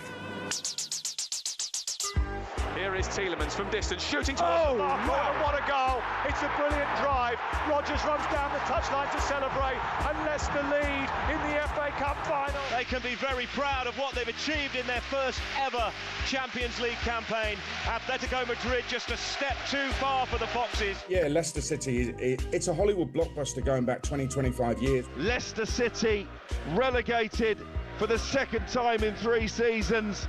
You need to be responsible. You need to do your job on the pitch, and they just haven't done it. And the storm clouds are gathering above the King Power. Leicester 0, Charlton 2. The whole world was with Leicester City 10 years ago, and now obviously the situation that they're in, it's unthinkable to see how far they've dropped. The full-time whistle goes. Relegation is confirmed for Leicester City. For only the second time in their long, illustrious history, are down to League One 10 years after they won the Premier League title. It's a dark day for Leicester, and there is a long way to come back. Yeah, dark days indeed, and they will be playing in League One next season. Let's get more on how the fans then are feeling about this situation. Joining us this evening, it's Steve Potter, who is part of the Foxes Trust Board. Evening to you, Steve. Thank you very much for being with us. It's a couple of nights on then since relegation was confirmed. Just tell us how you're now feeling about everything. I mean, it's more disappointment than anything. At the time, I've been angry, but realistically, it's been coming for a while. So I think a lot of fans are just numb to it. It's overall very sad to see, but you know, it's football. You have roller coasters, and we've had a great time of it. It's just the decline in the last 4 years that have hurt the most. Yeah, Steve, good evening, by the way. I mean, we just had Ben on, and he's a massive Leicester fan as well. And I feel for you because we all love our football clubs. And when they're in moments like this, it is difficult to come on and speak. But I'm listening to a lot of Leicester fans saying they're not surprised that this is happening. Now, how could this have been preventable? Without being obvious that you just need to win more games. Yes, yeah. I mean, if you look at who we took so long to appoint a manager in the summer, ultimately I think he was the third or fourth choice. I think we needed a manager with a bit more of a backbone, to be honest, to come in and you know, put the players that haven't put the effort in this season, and there's a few you can list off, just drop them out of the team and just go for players that put the work rate in. But the problem with Leicester is that they spent so long not appointing a manager, and they leave their transfer window to the last sort of 7 days, even the last day, because we signed quite a few players on the final day of the transfer window. It's very difficult to go and check the personalities of these players, the work rate, those sort of things. And ultimately, the players we signed haven't been good enough. The players that we've got here, whilst technically are very gifted, when it comes to work rate, you know, they're lacking for sure. And I think they will do well in different clubs with players around that can run around a lot, but ultimately, they've just not been good enough. It's funny because I was talking to Natalie in the break about this, and I think like Ben made the point as well about saying that the players are good enough. Like, I don't think I feel that way, Steve, to be honest. When I'm watching these players, I'm thinking like, you know, you've got Begovic in goal, 38 years old. Like, I know what you're saying, but I'm thinking a lot of these players, there will be a mass exodus because they've gone down to League One, but I don't think they're going to have the pick of where they can go. Do you know what I mean? You're looking at players like Harry Winks, hasn't really performed. Ollie Skip hasn't really been anywhere near it. I'm not thinking these players are going to all of a sudden going to get snapped up by, you know, Premier League teams. No, I completely agree. If you look at the players, unfortunately, it looks like Harry Winks will be at Leicester for another season because of a contract extension when we got promoted. But if you look at the players that we've signed, so your Jordan Ayew's, your Patson Dakas, your Yannick Vestergaard's, these players are on big money, and they haven't been good enough. And I don't think they are good enough, to be completely honest. But, you know, unfortunately, if you have a team where 3 or 4 players are performing, like Jordan James, for example, Abdul Fatawu occasionally would put in some good performances, but then you're surrounded by 6 or 7 players that aren't good enough, that aren't putting in the effort, ultimately you're going to lose football matches. And that has been the case. And we've been the architect of our own downfall, really, in the sense of we've conceded 14 goals from corners this season. We've given away so many poor goals, and we just don't score goals. You know, our strikers, Patson Daku, cost a significant amount of money 4 years ago, has scored 27 goals in his time at Leicester. I don't know how that's good enough for the money that he's being paid. And Jordan Ayew, as much as, you know, he's 32, 33 now, and we spent money in the Premier League. he's not the player that's going to chase down balls. You know, he's somebody that will come in at 89 minutes or 85 minutes, 90 minutes and get some free kicks and take the pressure off. But ultimately, if you play him from the start, you're losing quite a lot of impetus up front. So, yeah, you know, you lose a legend like Jamie Vardy who scores goals week in, week out. And, you know, you lose the leadership, you lose the stature of the man at the football club as well. And that prolific sort of, because even if you gave him 5 chances in a game, he'd hopefully score one of them. But we just don't have that with Patson and Jordan Ayew, unfortunately. I mean, obviously the players have to take a huge responsibility in this, but obviously there's the question marks over the leadership of the club in general. I mean, you're talking about since Brendan Rodgers and his dismissal, since 2023, I think it's 6 managers if you include Brendan Rodgers. 3, you know, that's 3 years, 6 managers. That's far too many managers for any club to be handling, especially if you're bringing in managers that might have different styles, a different way of wanting to play, and then it's mixed messages that the players are receiving. I mean, there has to be obviously a lot of questions. Of course, there will be at the leadership of Leicester too. Yes. So ultimately, when it came to Brendan Rodgers and his time at the football club, he should have gone in the summer before we went down. When a manager comes out and openly speaks against the ownership, against how the club isn't the same as the one he joined, at that point, the trust is gone and you should have sort of cut ties there. We didn't. We kept him for as long as possible. And I don't think he even wanted to be sacked, or they only wanted to sack him when we did. And you leave it too late. We lost 2 games after we sacked him because we put Mike Stowell and somebody else in charge that, you know, weren't good enough. You bring in Dean Smith, trying to change the play, how we played doesn't work. You then go for Enzo Maresca, which ultimately was a success. You know, look, don't get me wrong. You know, we quite clearly cheated our way out of that league in the sense of we spent money when really we probably shouldn't have done with PSR. But when he goes to Chelsea, rather than trying to find a manager that fits in that style of play, you go for Steve Cooper. Then you back him in the transfer market. You bring in players that he wants to have Premier League experience and that have a work rate, as quote unquote. You give him 12 games. And I believe rightly we fired him at the right time. I don't think we were any good. But then you hire Ruud van Nistelrooy, who hasn't really had any, because he beat us 3 times in 4 games effectively. Then you take so long to sack Ruud, which we all knew as a fan base he was going to be going in the summer. But we left it until like a week before they came in for pre-season. He was gone. No, there was pre-season. Sorry, it was during pre-season that he got sacked. We brought in Marty. And then ultimately the problem, and then with Gary out as well, again, completely style of different change of play. The management of the football club has been so mismanaged itself. And ultimately the blame, whilst it should fall at the owner's feet, it falls at John Rudkin's feet, who's the director of football, who's now the lead of football matters at Leicester City. Because whilst you can say, yes, we won the Premier League and FA Cup under his tenure, and you can give him plaudits for that, the last 4 years have been a complete decline of where we are. And if, you know, we're currently at the Foxes Trust doing an end of season survey to gauge the fans' opinions on the football club and everything else. And at the moment, it is falling high 90% in regards to the fact that the fans have no confidence in John Rudkin as a director of football or leader of comms. And for me, that just shows that, you know, loyalty breeds contempt in football. And and he's the one that should be laying blame because he gave the contracts out. He signed the players that we've signed. And ultimately, he's going to still be in a job next season. And there are going to be good people at Leicester that are behind the scenes that will end up losing their jobs because of decisions that he has made, unfortunately. Oh, tumultuous times, certainly at Leicester. And we do appreciate you coming on because I know it's very raw for you all, really, even though I think most of you are resigned to knowing that you were probably going to be playing in League One next season. We can only hope for better things for you, Steve. Thank you very much Nice one, Steve. for being with us worries. this evening. Thank you. Really appreciate that. Steve Potter, board member of the Foxes Trust. Next up, we're going to bring you a pundit's perspective. How much can be achieved by focusing on football and not the finance in order to be successful? The former Arsenal midfielder Adrian Clark will be with us.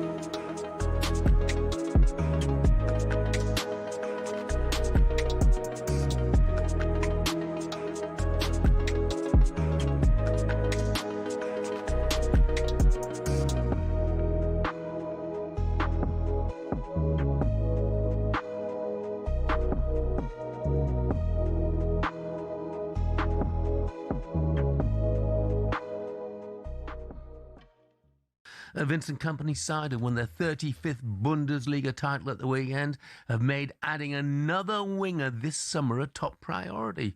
Gordon's thought to be open to a move to the Bundesliga, even though a starting spot the Allianz is not guaranteed. Sources reveal the England international has already spoken to Harry Kane about life in Munich. Newcastle United reported to be willing to sell, providing their valuation of at least £75 million is met. Do you think that there's a possibility that Bayern might balk that valuation, Coisty? 75 million? It's a lot of money. I mean, he's a, No, he's a good player. Fully fledged England international.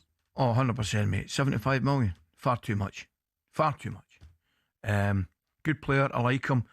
Hasn't shown any level of consistency in the league. I would say best form's been in the Champions League or certainly Europe.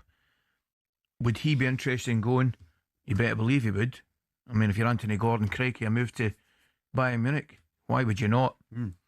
But because you might not play every week. I know, I get that. And I was just about to say, you look at it, I've got Musiala, Diaz, Guerrero, I mean, Elise, Harry Kane, Gnabry. He won't start. I mean, if Bayern Munich were playing PSG today and he was in that squad, he wouldn't start, right? He would not start. He would not start a must-win game for Bayern Munich.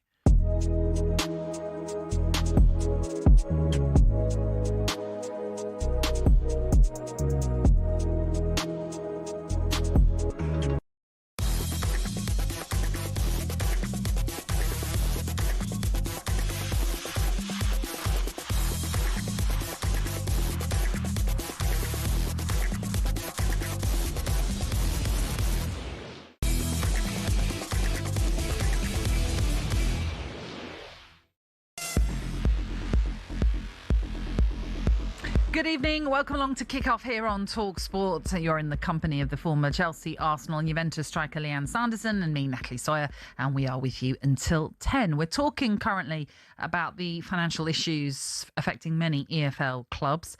In particular, Leicester have fallen foul of that. A 6-point deduction has not helped their situation in the Championship, and they will be playing in League One as a result of relegation being confirmed this week. Joining us to talk more about that and a broader EFL chat as well is former Arsenal midfielder Adrian Clark, who very much is one of our experts when we want to turn to when it comes to the EFL. How are you doing, Adrian? Hello, Natalie. Hello, Lianne. Hi, yeah, Adrian. I'm all right. I'm doing all right. I'm doing better than Leicester City. Oh, crikey. Yeah. I mean, you've obviously covered Leicester a fair bit this season. What have you made of what's gone on in terms of even just performance-wise?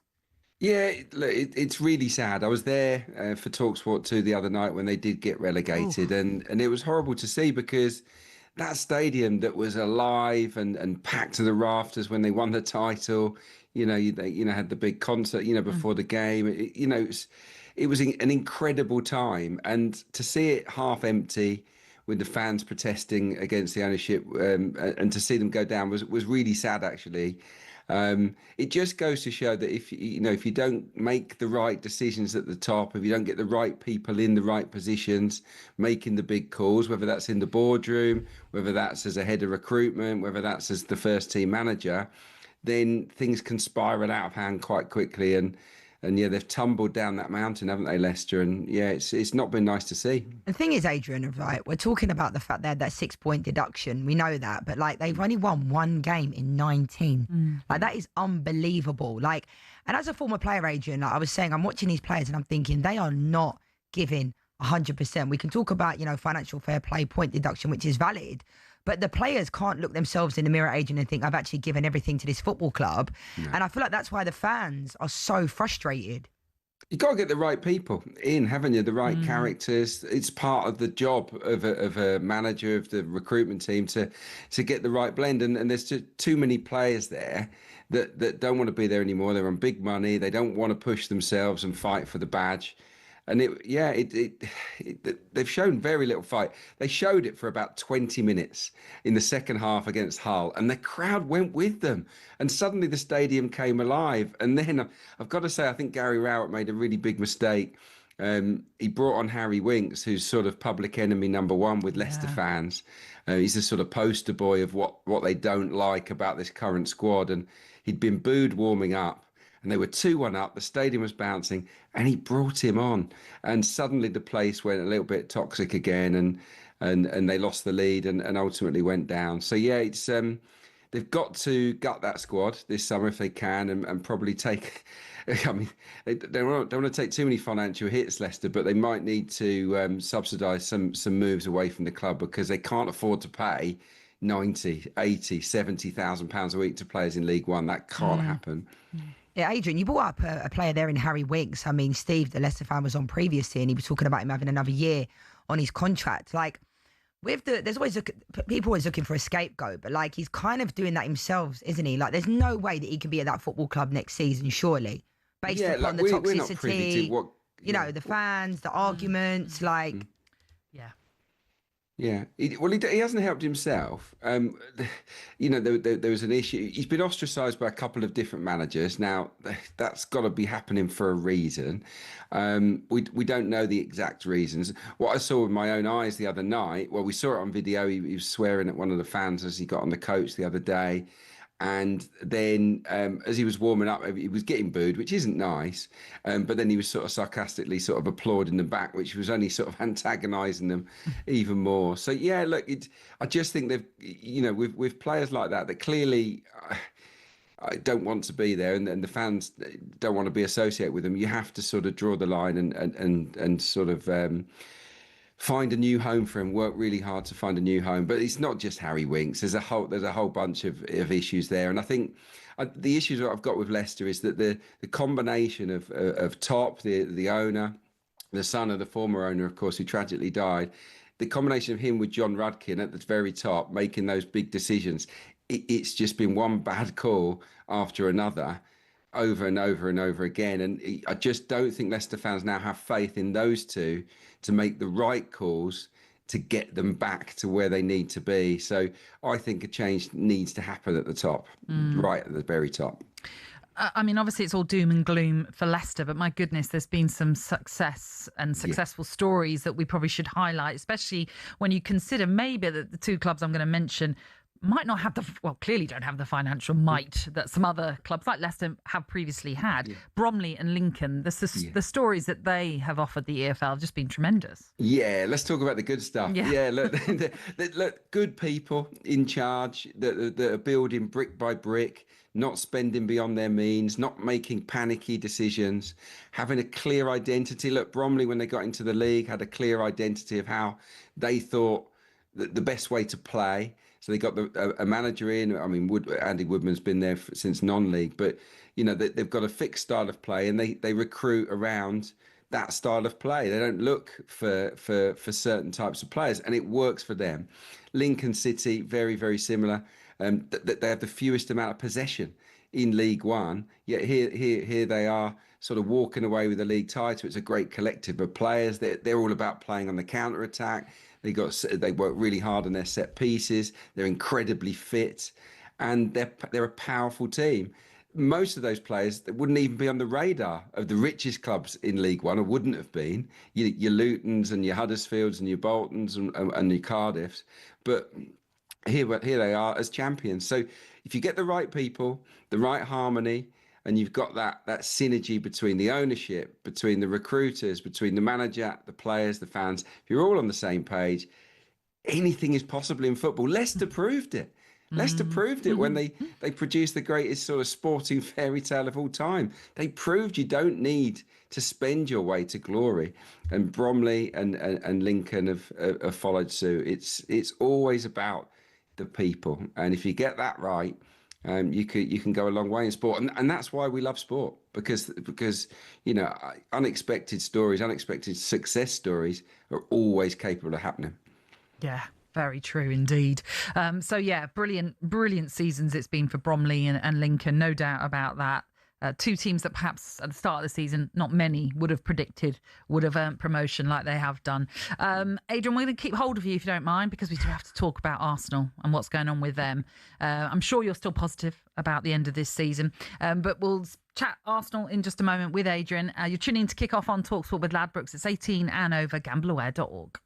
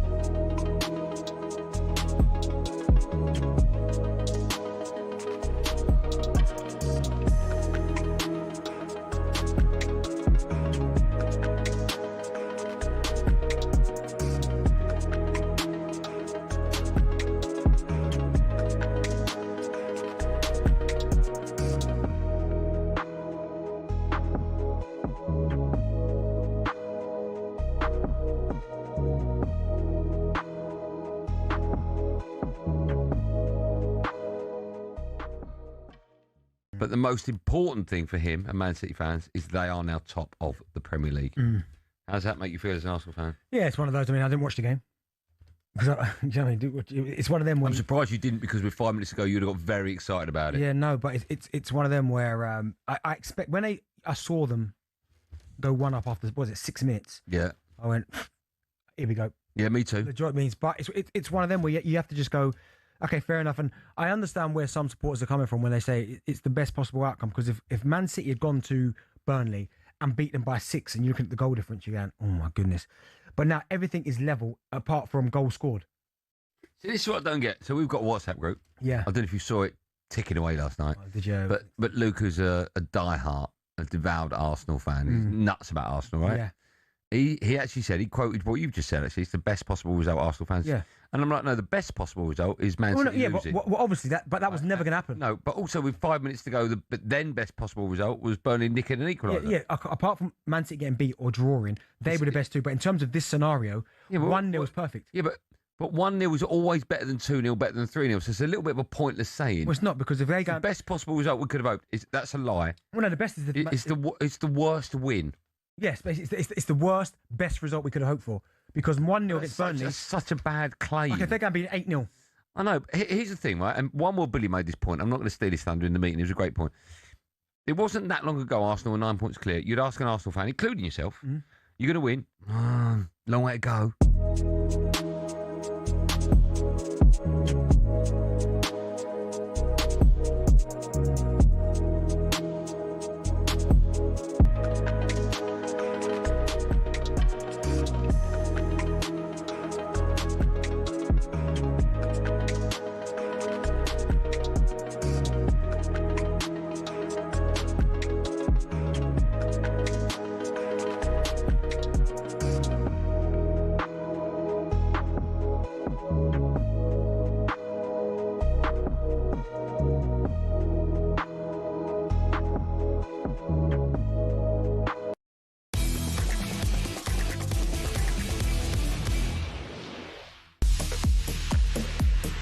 This is Kick-Off on talkSPORT, and it's the former England striker Lianne Sanderson who's alongside me, Natalie Sawyer. The latest episode of How to Win the World Cup is available right now. Matt Ford and Alex Brooker speak to the former Portugal defender and Euro 2016 winner, Jose Font, all about Portugal, of course, and in particular, who do you think they're going to be talking about? Cristiano. Certain Cristiano Ronaldo, indeed. Out of his 6th World Cup this summer, that is quite a feat. Here's Font then on what Ronaldo's role will be at the upcoming World Cup. And what will Ronaldo's role be this summer? With Martinez, if Ronaldo is fit, he will play. Especially in and around the box, we know how lethal he still is. So I think he will have a lot of minutes. We know what he's capable of doing. It's just about, is he physically ready? I think he is preparing for the World Cup, knowing the guy and knowing the mentality that he has. He's already preparing for the World Cup physically. He's already within his program to arrive at peak level for the World Cup and to be a player that will probably not surprise everyone, because we all know what he's capable of doing, but show that he's still the guy. That doesn't surprise me. If he's fit, I mean, we know he's going to do everything he can to be fit, without Listen, doubt. that guy will be at the World Cup when he's 60. Do you know what I mean? He's 41 now, but like he's like the king of Portugal. Yeah. Like he will play. I agree with what Fonte said there. Like, yeah, I love Cristiano. We could do a whole hour on Cristiano if you want that. We'll do it next week. Even you, when I said, who do you think they're talking? The big smile on your face. I know. I still love him. I don't like how he left Man United, but I still got a lot of love for Cristiano Ronaldo. All right, then. Well, listen, you can hear more of that podcast, How to Win the World Cup. It's available wherever you get your podcast from. And remember, it's all ahead of talkSPORT bringing you commentary on all 104 matches from North America this summer. We are pumped for it, that is for sure. Let's get back to the former Arsenal midfielder Adrian Clarke, who is still with us, and let's discuss the title race. Adrian, City now top after their victory over Burnley in midweek, or yesterday, in fact. Are you concerned that maybe the tide has turned? I've been concerned for a while that the tide was turning, and it certainly has, hasn't it? But look, being the front runners, having to sort of look over our shoulders, and I don't think there's any denying that Arsenal were looking over their shoulders a little bit.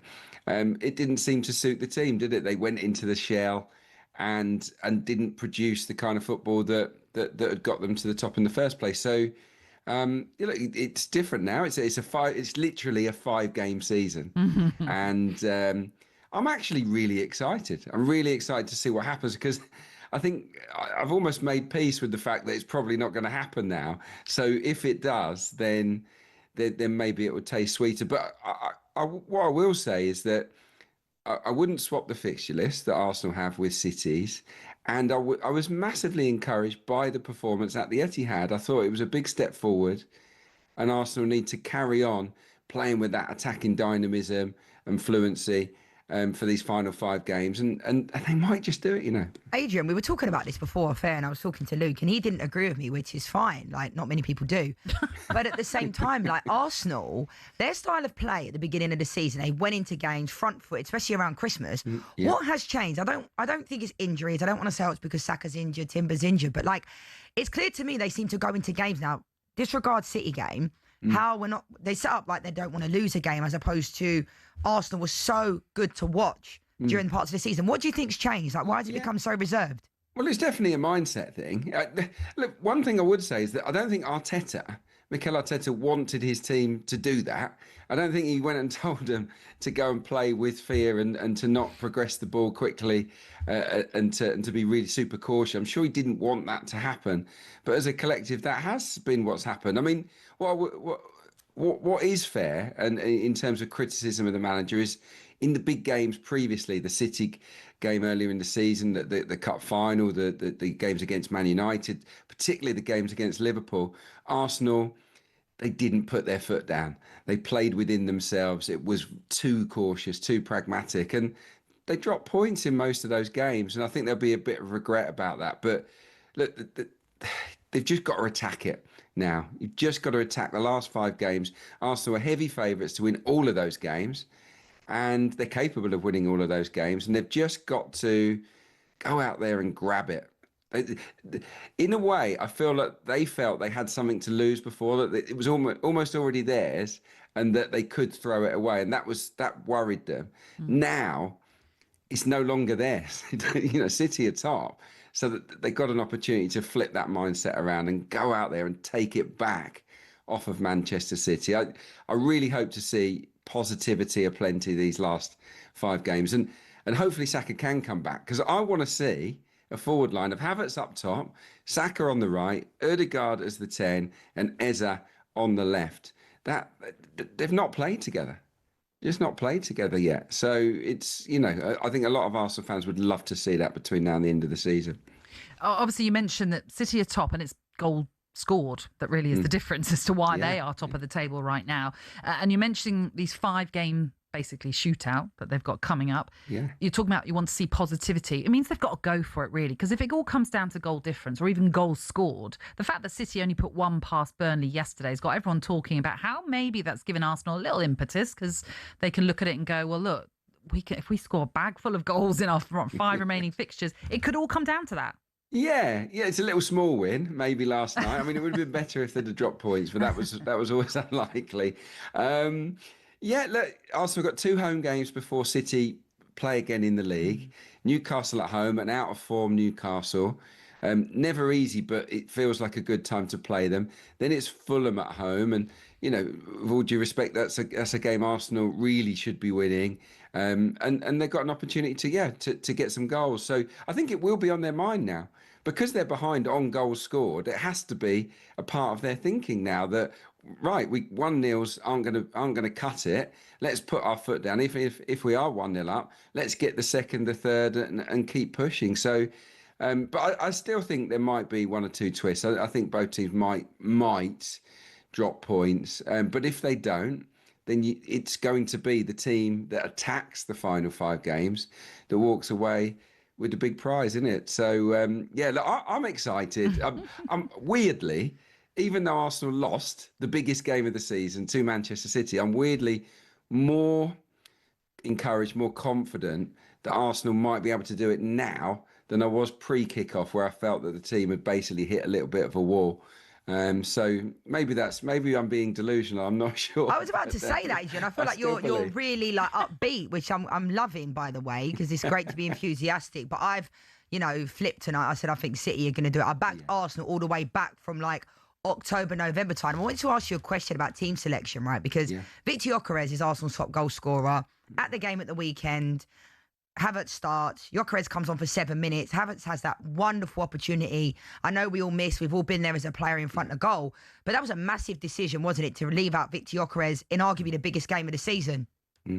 Yeah, it was a big decision, but it was the right decision. You think so? Because you really think so? Yeah, absolutely. Because he laid the platform. He helped Arsenal get up the pitch. He looked after the ball very well. Nah, he missed 2 chances though, Adrian. You've got to put that in the back of the net. Sorry, at this level. Hang on, 1 minute you're saying we all miss chances. No. At this level, if that's Haaland, it's in the back of the net now. Hang on a sec. Leanne, didn't he score the Arsenal's goal?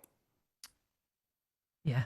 Right, but there's a chance, though. I know what you're saying. You know what I'm saying? There was 2 chances in the game. The header, Adrian, the the one header. at the end, Leanne, was a golden. That's a colossal chance. Exactly, that's the one I'm talking about. You've got to score it, but these things happen, and look, that's what Arsenal are missing, maybe, and a truly elite number 9. They don't have a Haaland. A combo of Havertz and Gyökeres as a player would be absolutely tremendous, but we can't magic that up, I'm afraid. I think they'll both play a part in the running. I don't think Havertz starts all the games now.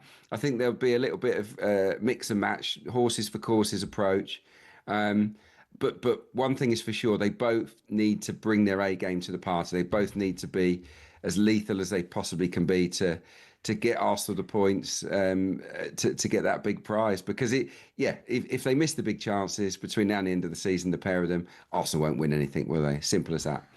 Just quickly on Arsenal, what about the Champions League? Is that a good distraction? Or not? Yeah, I mean, it's not a distraction. I mean, it's one of your big targets of the season. Arsenal have never won the Champions League, of course, so that is tremendously exciting. And look, without sort of disrespecting Atletico Madrid, you've got to be happy with your semi-final opponents. On the other side of the draw, PSG and Bayern, I think Arsenal would be underdogs against both of those, even though Arsenal won the league phase. Against Atletico, I think they'll be heavy favourites. I would expect Arsenal to go through. They don't defend like they used to. They're very, very open, actually. I think it'll be a much better tie than the one against Sporting, which wouldn't be hard. I think that'd be a much better tie. But I think Arsenal got a good game. Oh, it was horrible, wasn't it? But I do think Arsenal have a great chance to get to the final. And if you get to the final, it's a flip of a coin, isn't it? Who turns up on the day? So look, as troubling, as frustrating as, we've all been pulling our hair out, Arsenal supporters, as it's been, the next few weeks could be absolutely glorious. True. And that's why I guess I'm trying to keep a smile on my face, because Arsenal could end the season winning the Champions League for the first time in their history, or winning the Premier League. Or heaven forbid, even winning both. I don't think that will happen, but you never know. So it's pretty exciting, I think. Do you know what? Keep smiling because it's infectious. It's lovely, especially after the doom and gloom we've been talking about when it came to Leicester and how bad a season it's been for them. Speaking of the Championship then, with Leicester sadly not going to be playing in the Championship next season, we know Coventry are up. They are the champions, but who's going to join them in that second automatic spot, Adrian? Well, Ipswich are favourites, obviously, so they're in there at the moment. They've got a game in hand over Millwall. But that game in hand is against Southampton. Now, Southampton are a really good team, as we know, as Arsenal know, for that FA Cup defeat. So that's no gimme. But basically, I think Ipswich Town need to win two of their remaining 3 games, and they will go up. Because I think Millwall will win their last 2. They've got Leicester away tomorrow night. I'll be there for that one. And then they've got Oxford, who will probably already be relegated on the last day of the season as well. So I think Mill will win both their games. It's down to Ipswich. Can they win 2 out of 3?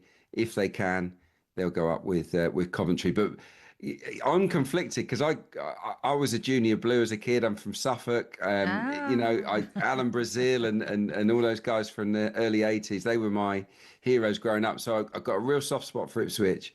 But having Millwall in the Prem, that would be brilliant, wouldn't it? I'd absolutely love it. So it's a win-win, really. Yeah, that's true. That is true. I mean, listen, whoever misses out on second of those 2 could win the playoffs. So it could be a win-win all round for you, Adrian, if that is the case. Although, as things stand, Southampton, Middlesbrough and Wrexham might have a word or two to say about who goes up in the playoffs, which is still going to be thrilling to see who seals those top 6 places as well. Adrian, as always, it's a pleasure. Thanks, Thank you for being with guys. us this evening. Thank you. That was Adrian Clark, and very much part of our EFL team as well. This is Kickoff on talkSPORT with Ladbrokes. It's 18 and over. BeGambleAware.org. Next up, we'll conclude our EFL chat as the Tranmere chairman, even Mark Palios, will join us to bring us an insider's opinion on the challenges faced by clubs and whether the financial model across the EFL needs a complete revamp.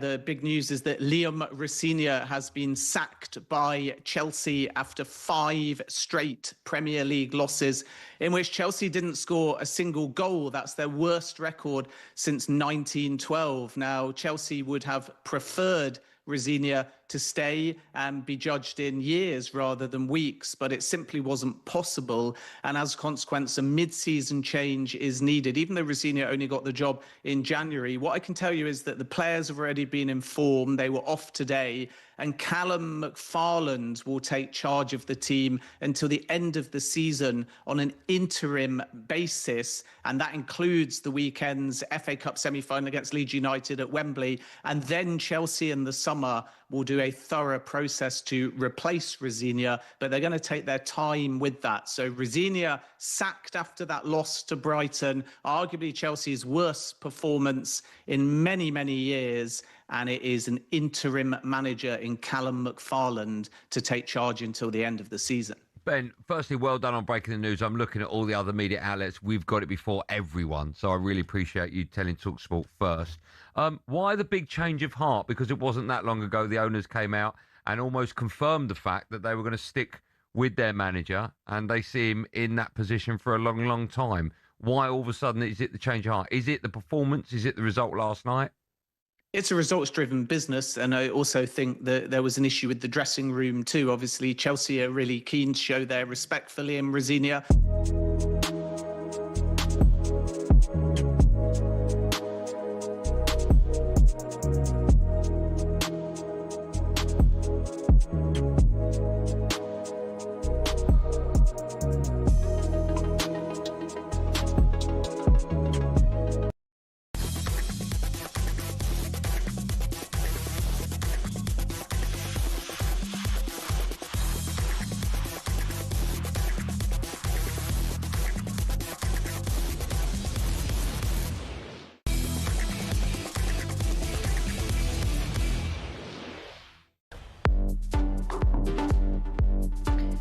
This is Kickoff on talkSPORT, and it is Leanne, Sanderson, Natalie, Sawyer with you until 10 o'clock. We are finishing this hour, continuing our discussion on the EFL. We've brought you a fan's perspective, an expert's view as well on some of the challenges, of course, that are faced by EFL clubs when it comes to battling sustainability versus success in what is the cutthroat world of the EFL. So let's bring you now the executive's perspective. I'm pleased to say that joining us is the Tranmere chairman, Mark Palios. Good evening to you, Mark. How are you doing? Good evening. Thank you very much for being with us, Mark. We have spent a fair bit already talking about Leicester and what's happened to them this season. And when you look at that, and bear in mind 10 years ago, they were about to celebrate winning the Premier League, does that send out a stark warning, do you think, to clubs in the EFL that, you know, things can rapidly decline? Yeah, without commenting specifically on Leicester City, I mean, everybody remembers that 10 years ago when they became sort of Premier League champions, and it's fantastic. But what it does show you is that football is one of those sort of sports that actually can knock you as well as lift you, and it happens very quickly. So I think in addition to the natural sporting jeopardy, there's a financial jeopardy overlaid on top of that makes it particularly dangerous for clubs to think that they've actually done it and cracked it. And so, you know, we see the problems that EFL clubs are facing. And certainly in my time, I mean, I was playing at the time in the mid-'80s, 70s and mid-'80s, a long time ago. And that's when the game had serious financial problems. You then had the Premier League, and then cash came into the game and was distributed around the game. But I think we're getting back to a very difficult scenario for lower league clubs in particular. And I saw a report recently which indicated that I think 90% of EFL clubs will report losses in terms of this last season.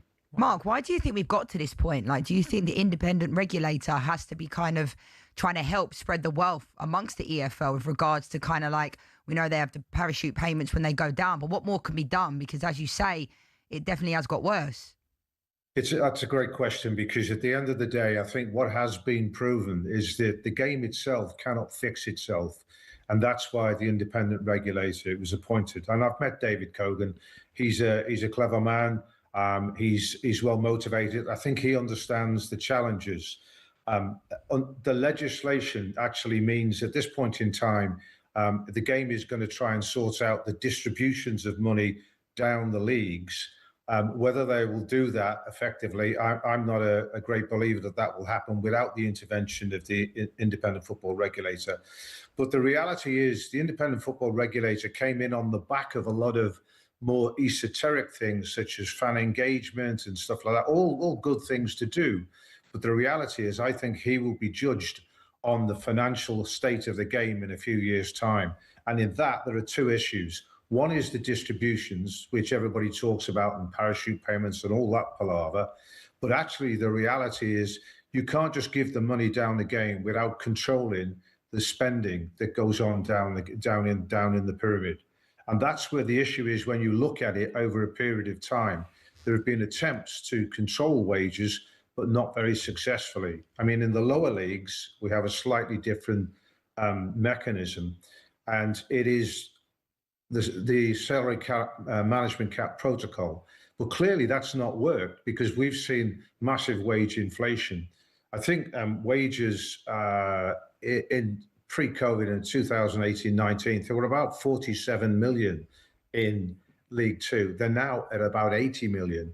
So that's a 70% increase. So it's clearly not worked. So something has to be done with that. And the regulator has the powers to license clubs. And whilst it can't specifically say, you can only pay this on wages, it can actually control the financial picture within a club. So I'm very hopeful that that will be something that it will take a bit of time, but it's something that will happen.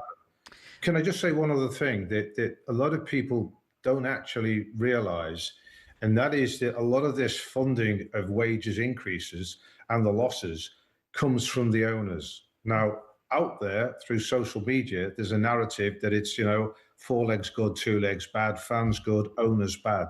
That isn't the case. A lot of the reason that the inflation has happened is because the owners have been putting cash into it. So in the salary cap management protocol, every year in League Two, for example, you'll have 1, 2 or 3 clubs that will come in and the owners will fund basically what is wage inflation. And that has to stop. But the EFL does not represent the owners. And that is something that I think people are now starting to realise. And in fact, yesterday I was on a call with the owners, or a lot of the owners from League One and League Two, looking at the ways in which we can start to make controls on spending. This is pre the football regulator, but I did recommend very strongly that they then discuss this with the regulator now that he's in post. But like you say, if there are owners that are coming in who are willing to spend and overspend, sometimes with the gamble of hoping that that will get them up, it might be difficult to convince some of them, mightn't it? Well, it may be difficult to convince some of them. And I've heard the argument put out that, it's our money, we'll spend it as we want to spend it. And that relates to ambition, which all sounds very good. But, if somebody comes in and does that, and this is what's happening, and it disturbs the structure of the pyramid to the extent that it will cause failures within the pyramid and maybe eat away the structure of the pyramid and we lose the bottom tiers at some stage in the future. And personally, I think we need to defend the structure as it is. And it can be done with players getting, a sensible way. I was a player. I was a PFA rep at the time when Bosman came in, etc. So, I understand the perspective of players, but at the end of the day, if this continues on, I will say that you will start to see the players starting to or the size of the game actually start to shrink. Mark, would you say that a good example, obviously League Two, I know Tranmere in League Two as well, but Bromley, the template that they've used in getting promotion, that must be a positive. I know it seems all doom and gloom, but they seem to be doing things the correct way and not just pumping loads and loads of money into it. Yeah, I mean, I actually, again, I don't comment on specifics, but I don't know the Bromley model as such, but you will find that at times, you have sports in jeopardy, which you'll recognise, and that is that sometimes we've got our highest playing budget that we've ever had, and we've been very, it's been very poor on the pitch. There are a number of factors that go into that. For example, our injury rate. I've got about at times 33% of our wage bill of our senior employees, because these are the guys who play on the pitch, and they've not been available through injuries. So we've actually increased our wage bill, but we haven't had the payback in terms of the results on the pitch. So, and there are specifics around that. So in any one season, it will work well for one club and it will not work well. But the general thing is that you can't go ahead just with a long-term situation whereby you are continually making losses. I don't know of an industry, I don't know, and I've worked in many industries, and I don't know of a business that can survive in that way. And if you're just getting handouts from the owners, there is another dynamic. If you start to look at it, and I won't point fingers at various clubs where this is happening, but because of social media, the people who are the most important stakeholders down the lower end of the game, other than fans, the ones who are funding it, the owners, are not represented, and yet they get a tremendous amount of stick on social media because of the fact that their team's not doing well. So, there's an interesting dynamic around here, and I have never known in all my time in the game, the number of owners who actually want to exit from the situation. You've got to have some potential in the club that's unexplored. We have the benefit of our location, our geography. So we have a potential stadium move. We're actually on Merseyside. We're actually at the birthplace of professional football. So we've got the advantage of that, which makes us attractive to potential purchasers, whereas a lot of clubs don't have that benefit. So, you know, when you look forwards, unless we control the financials, unless we control wages, I think that there's going to be a lot more pain in the game. Just very briefly, Mark, because I'm conscious we've got to get to a break, but you've been involved in Tranmere for over a decade now. Would you find it, being in football for a very long time as well, would you say that the time at Tranmere has been the most challenging for you as an owner? Certainly since COVID, yes, it has. And COVID was very difficult for a lot of the lower league clubs. And we actually got relegated on points per game from League One as a consequence. It has been the most difficult period, certainly the last 2 years, for a whole host of reasons. But I think the game has become more difficult at this point in time, and I'm really sort of looking forward to the independent regulator starting to make moves, and also the owners starting to realise that they need to have a more powerful voice in the game. Mark, it's been really insightful. Thank you. Thanks, for joining Mark. us this evening. Great to have you with us. That's the Tranmere chairman, Mark Palios. Okay. If you've had, or not had enough even, of a deep dive into the situation at Leicester, the talkSPORT Daily podcast brings you a Leicester special this Saturday. Jeff Peters will reveal his 5-point comeback for his Fox's side. You can listen on the talkSPORT app or wherever you get your podcasts. In the next hour, we're going to change gear, get Lianne's thoughts on who should be the player of the year. You're more than welcome to have your say too, because I think it's pretty much up in the air. We're not wholly decided on who that player of the year should be. So we'd love to know your thoughts too. You're listening to Kick Off on talkSPORT with Ladbrokes. It's 18 and over. BeGambleAware.org.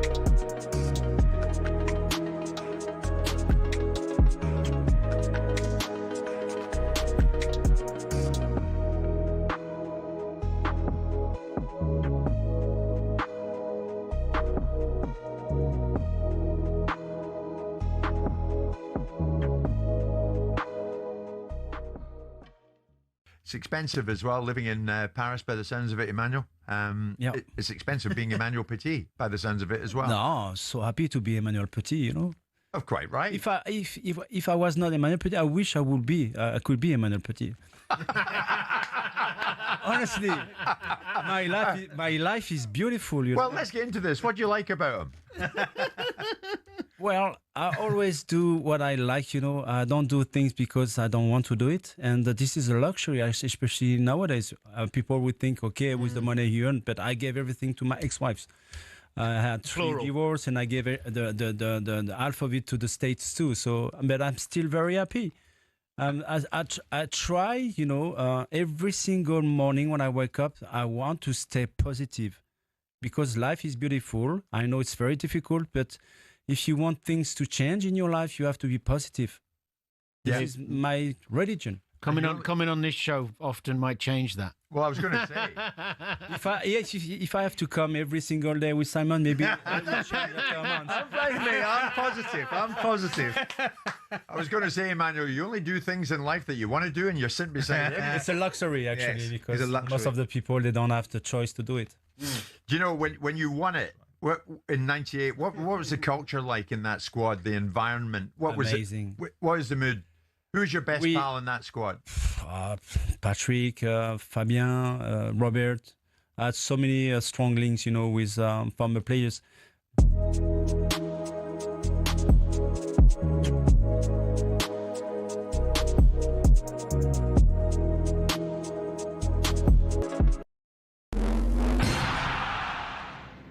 So, who will be Blueco's sixth permanent appointment in 4 years? Simon Jordan still backs the owners to have success given their record in other sports, but admits time is running out. You've impressed your will upon the football club. You've decided to buy young players. You now need to look at what's out there, what the conventional wisdom tells you, and go, right, senior players, established winner of a manager, step off the gas in terms of your involvement and let it run. And eventually they'll be successful in this. And they might take a lot of pain, they might alienate themselves, and they might spend a lot more money than they should do to achieve it. But the bottom line is, if you want someone to be successful in an industry, look at someone that's been successful before. Billy Sharp played under Rosenior at Hull, and he says the Chelsea players clearly let him down and thinks the way he was treated in general just wasn't right. The media was on him from the start. Yes. The memes and the things about the in-betweeners and stuff like that, which he took on the chin, and he made a joke of it. No one deserves to get disrespected like that, whether you think that he should be Chelsea coach, manager in the first place. Meanwhile, Frank Leboeuf's told talkSPORT even the likes of Enzo Fernandez and Moises Caicedo are top players, but definitely not leaders. I was talking about Marcel Desailly as a centre-back. I was talking about Denis Wise, Roberto Di Matteo. They were players like crazy leadership and knew exactly what to do in different situations. At Chelsea, they don't have that. This, as talkSPORT understands, Man City are weighing up a move for Enzo Fernandez. City's top midfield target is believed to be Elliot Anderson. Now, Barcelona have confirmed Lamine Yamal will be out for the rest of the domestic season with a hamstring injury, but they do say he should be okay for the World Cup. Tony Yoka's admitted he's frustrated with Lawrence Okoli after his failed drug test scuppered their fight in Paris and Yoka's shot at the WBC #1 spot. But if Okoli is cleared on appeal, would he fight him in the future? I trust the VADA board to let us know if it's okay. If they say that it's okay, and if he still have his WBC belt, I will fight him. And over 100 people have applied.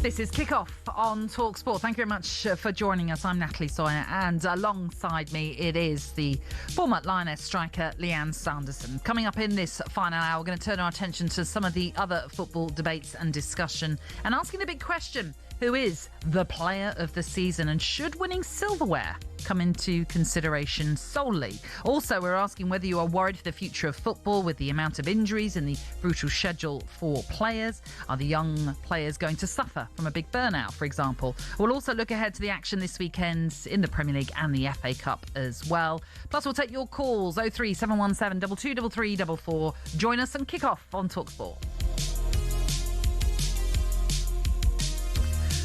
Okay, so we are coming to the end of the season, and tension now turns to the individual accolades, Lianne. Before we get your thoughts on it, let's have a little run through of potential candidates then for Player of the Season. Well read by Rice. Rice going forward. Right-footed effort. Oh, it is in! Since he's arrived, Declan Rice, the team was playing well before that. He's got a presence about him. He really has improved them. If a United goal's going to come, where's it going to come from? I think it will be a touch from Fernandes somewhere in the build-up. And it's being led by Fernandes, and now it's in Burma to finish it. He does! Been remarkable, I think, for United this season. He's in the running for PFA Player of the Year. It's the magic man, Ryan Cherky. The footwork to bamboozle the Arsenal defence. Space for a shot. Brilliant block. Amazing block by Gabriel. Space here for Thiago, who's beaten the offside trap, got into the penalty area and smashed it into the roof of the net. First Brentford player to go to 21 Premier League goals, because Ivan Toney at 20, Visit at 20, and Mbeumo at 20. Semenyo getting to the byline, now pulling it back. Oh, how has he squeezed that in? The edge of the box, Xhaka deflected and in. Watkins with a header, hits the inside of the post, comes back off, and it's a stunning save by David Raya. Save by Donnarumma, diving away to his left-hand side.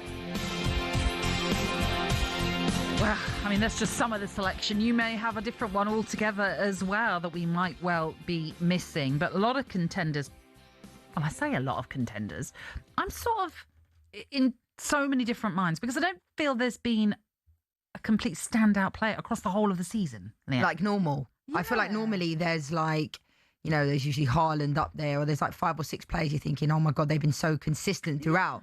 I know what you're saying. Completely, I get it. But I also think it's been a weird Premier League season. I know it's coming to the end and it's a big title race. It's going to be, it's what we want, you know, no one just winning it outright. But I don't think it's been the greatest season. I just don't. I think footballing wise, when you're looking at the games, I just think football's changed completely. We did a show on this a few months ago, didn't we, about the style of football, and there's not really many maverick players around anymore. People don't take people on. The goalkeeper touches the ball more than the midfield now. So do you want to hear mine? I think you know who mine's going to be. Oh, go on then. No bias. I'm going with Bruno. Okay. And I love Bruno. I mean, do you want to know my top 5? Oh, but I'm not going in particular order. Apart from Bruno. Bruno's number 1. But Declan Rice, I absolutely love Declan Rice. You remember how much I used to love Jack Grealish? Yeah. I love Declan Rice like that now. I still love Jack, but Declan Rice is like, I love him. Shirky, Gabriel, and this one might seem a bit rogue, but Morgan Gibbs-White. And I know he's in a Forest side that are like fighting relegation, but like, I think he's top. I actually think he should be picked for the World Cup. Well, I think he's genuinely like, I do think he's in really good. I know I've thrown that one at you there. But no, I like Morgan Gibbs-White. But I like the fact that if you're thinking, forgive me for busting in, but sometimes I like to think of who works together well. If Elliot Anderson and Morgan Gibbs-White are an England team, they know how to play with each other week in, week out. And it makes sense to me. If there is, I mean, he's performing as well. You know, if you're looking at, we've got a lot of players in that position, but like, you're looking at a Phil Foden. I actually really like Phil Foden technically, right? But he hasn't performed this year. He didn't perform last year either. You know, you're looking at Cole Palmer. I love Cole Palmer. I think he's one of the most technically gifted players I've seen, but he isn't performing. Now, if you're going to pick the World Cup squad tomorrow, do you put those 2 players in the World Cup team? I don't know if I would, potentially. I mean, it's interesting you mentioned Morgan Gibbs-White because he scored 12 goals this season. There's only one, this is in the Premier League I'm talking about, there's only one player let's say, who could play for England, who scored more, and that's Danny Welbeck. Yeah. And as things stand, we're not thinking they're going to the World Cup because they weren't involved in Thomas Tuchel's last World Cup. But as we know, every single time there's been an England squad announcement, whether it be whatever manager's in charge, there's always a complete wild card, isn't there? All the way back from Defoe not going and Theo Walcott going, which I love Theo and I love Jermaine, but like that was probably the worst decision I've ever seen in was just football pointless. history when it comes to team selections. But Danny Welbeck is doing bits. Like, I like Ollie Watkins, but like when you're looking at somebody that, you know, I said it before, I don't think he will go, like you just said. But like we're doing a World Cup announcement, ain't we now? I know we've gone off tangent about here. PFA. No, I know. Player of the year. Just because you mentioned Morgan. No, but it's true though. Like Welbeck, like he is doing really well. But like I'm looking at these players like Declan Rice. He just epitomises everything about being a footballer for me. Well, you said it earlier on. He's a leader. Yeah. Without the captain's armband. And even like the way he carries himself, the interviews, every time when he talks, I want to watch him. Do you know, like when James Maddison does an interview or Jack Grealish does an interview, you like want to watch them because they're not robotic. They're engaging. They speak like we're speaking, you know? But that doesn't win you an award. No, it doesn't. But I think with Declan Rice, he walks the walk and talks the talk. I think, again, if you're in a dressing room with Declan Rice, you're looking to him and you're thinking, I know he's going to show up today, so I need to show up as well. Let's go back to Bruno. Why he's my number 1. Yes. People know how much I love Man United, right? But I'm not biased Man United. I'm very kind of measured. No. I'll give credit where it's due. Under Ruben, you were very, you slated them when they needed to be slated. I think so. But Bruno Fernandes, for me, like, I just think, I said it yesterday, like, for me, separating Cristiano Ronaldo, I think Bruno's been the best Manchester United signing since Eric Cantona. And Eric Cantona was the reason why I support Man United. People can say whinges, people can say shut the ref, who cares? People used to shout at the refs all the time. Do you remember Roy Keane, David Ellery back in the day? Like, football's changed, we know, but like, I just love the fact with Bruno, I don't think he gets spoken about enough that he turned down like 700,000 a week to go to Saudi to stay at Man United. And that's why every time he plays, I tweet about it, I put it on X, he is my captain. I love everything about Bruno. He can whinge all he wants, but he is my player of the year. But people are going to say, well, if they don't win Man United are not going to win the league. You know what I mean? And is it based upon... Well, I was going to ask you that question, because should it matter if you are at the top end of the table or towards the bottom end? You mentioned Morgan Gibbs-White, but Forest are involved in a relegation battle. But, I mean, listen, you can argue per club, so Morgan Gibbs-White could easily win the Forest Player of the Season. Of course, that's understandable. But should he then be in the running for the Premier League player of the season if the club aren't doing particularly well. I don't have a problem with it in the sense of it. I think if you're a standout player, you're a standout player. My issue more is I can't really pinpoint a player that's consistently over the course of this season just shone. But how are we not even saying Haaland though? I know, like that's ridiculous 20 plus goals this season. Do you know what I mean? But I don't know what it is. I could argue about Igor Thiago, and of course I love Igor Thiago, but I still think he's raw. Therefore, I'm not sure he should even be in the reckoning. But that's ridiculous to say it because he scored 21 goals in the Premier League. Only Haaland has scored more. He's the first Brentford player to have scored 20 plus goals in a Premier League season as well. It's so he phenomenal. has to be in there as well. I know, but there's a part of me that thinks maybe it's too early for him to even be in the reckoning. But of course, I understand. Darren Bent was one of those that mentioned him earlier on that he should be considered.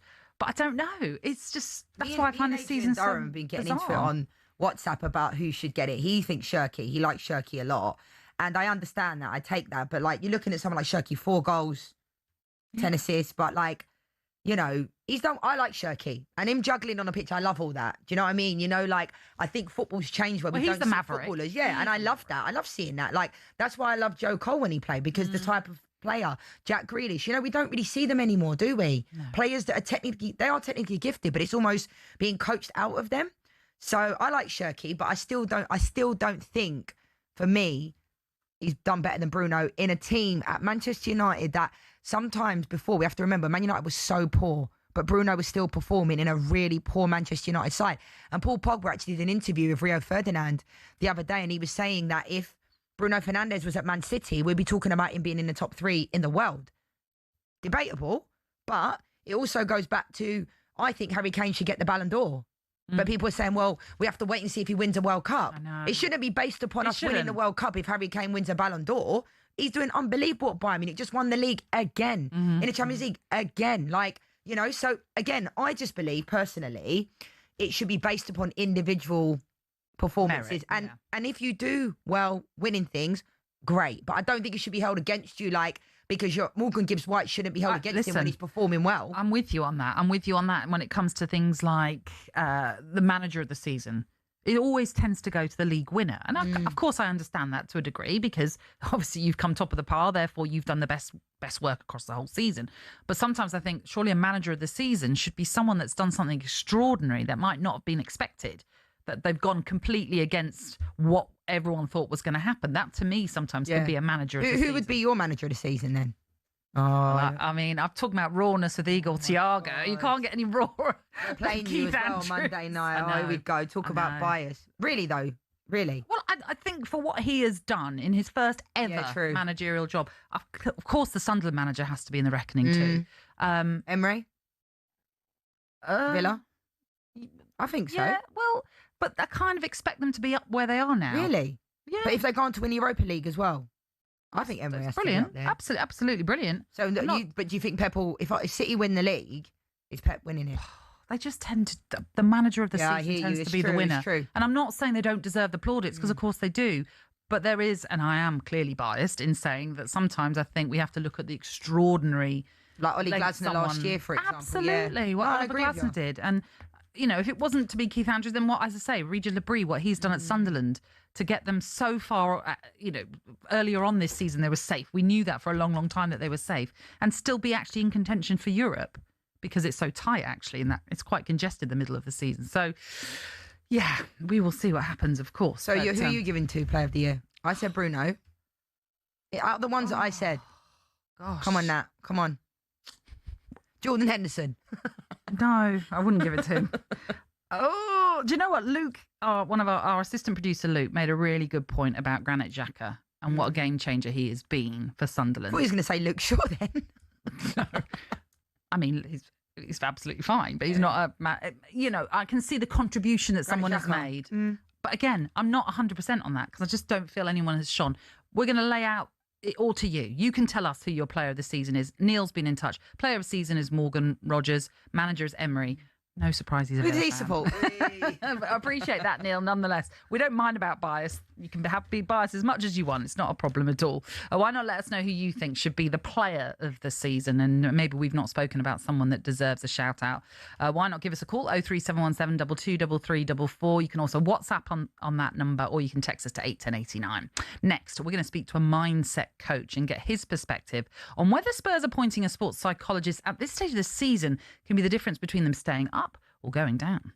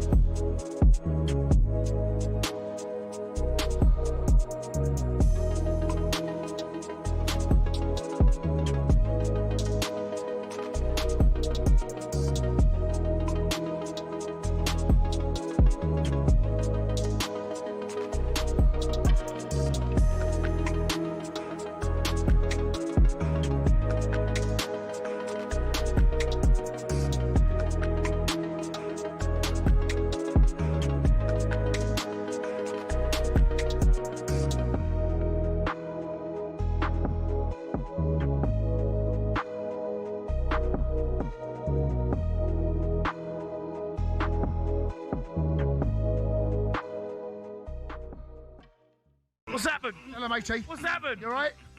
How are you, matey? You good? I'm all right. Yeah, very well. Thank you very much. Gaffer's gone. Yeah. Gaffer's after slapped. Yeah, last night's performance Slap. was unacceptable, mate. Yeah, he got slapped. Yeah, something. Slap. That could not stay the same. The run of results and performances have just led to this. I mean, you heard me last night. I was absolutely crestfallen last night. Thought he'd done well, mate. Thought he'd done well. Well, First the fact that he's gone suggests that he didn't. You know, it's one of those situations that something had to give, and we weren't. You know, you can't go through over 8 hours of football without scoring a match in a game in the Premier League. You can't do that. Those glasses look ridiculous. What do you mean? Are they hurting your eyes? I'll put them on. They start to. I can't see nothing. So if I do some hand signals to you, you won't see them. No, I can't see. I actually genuinely.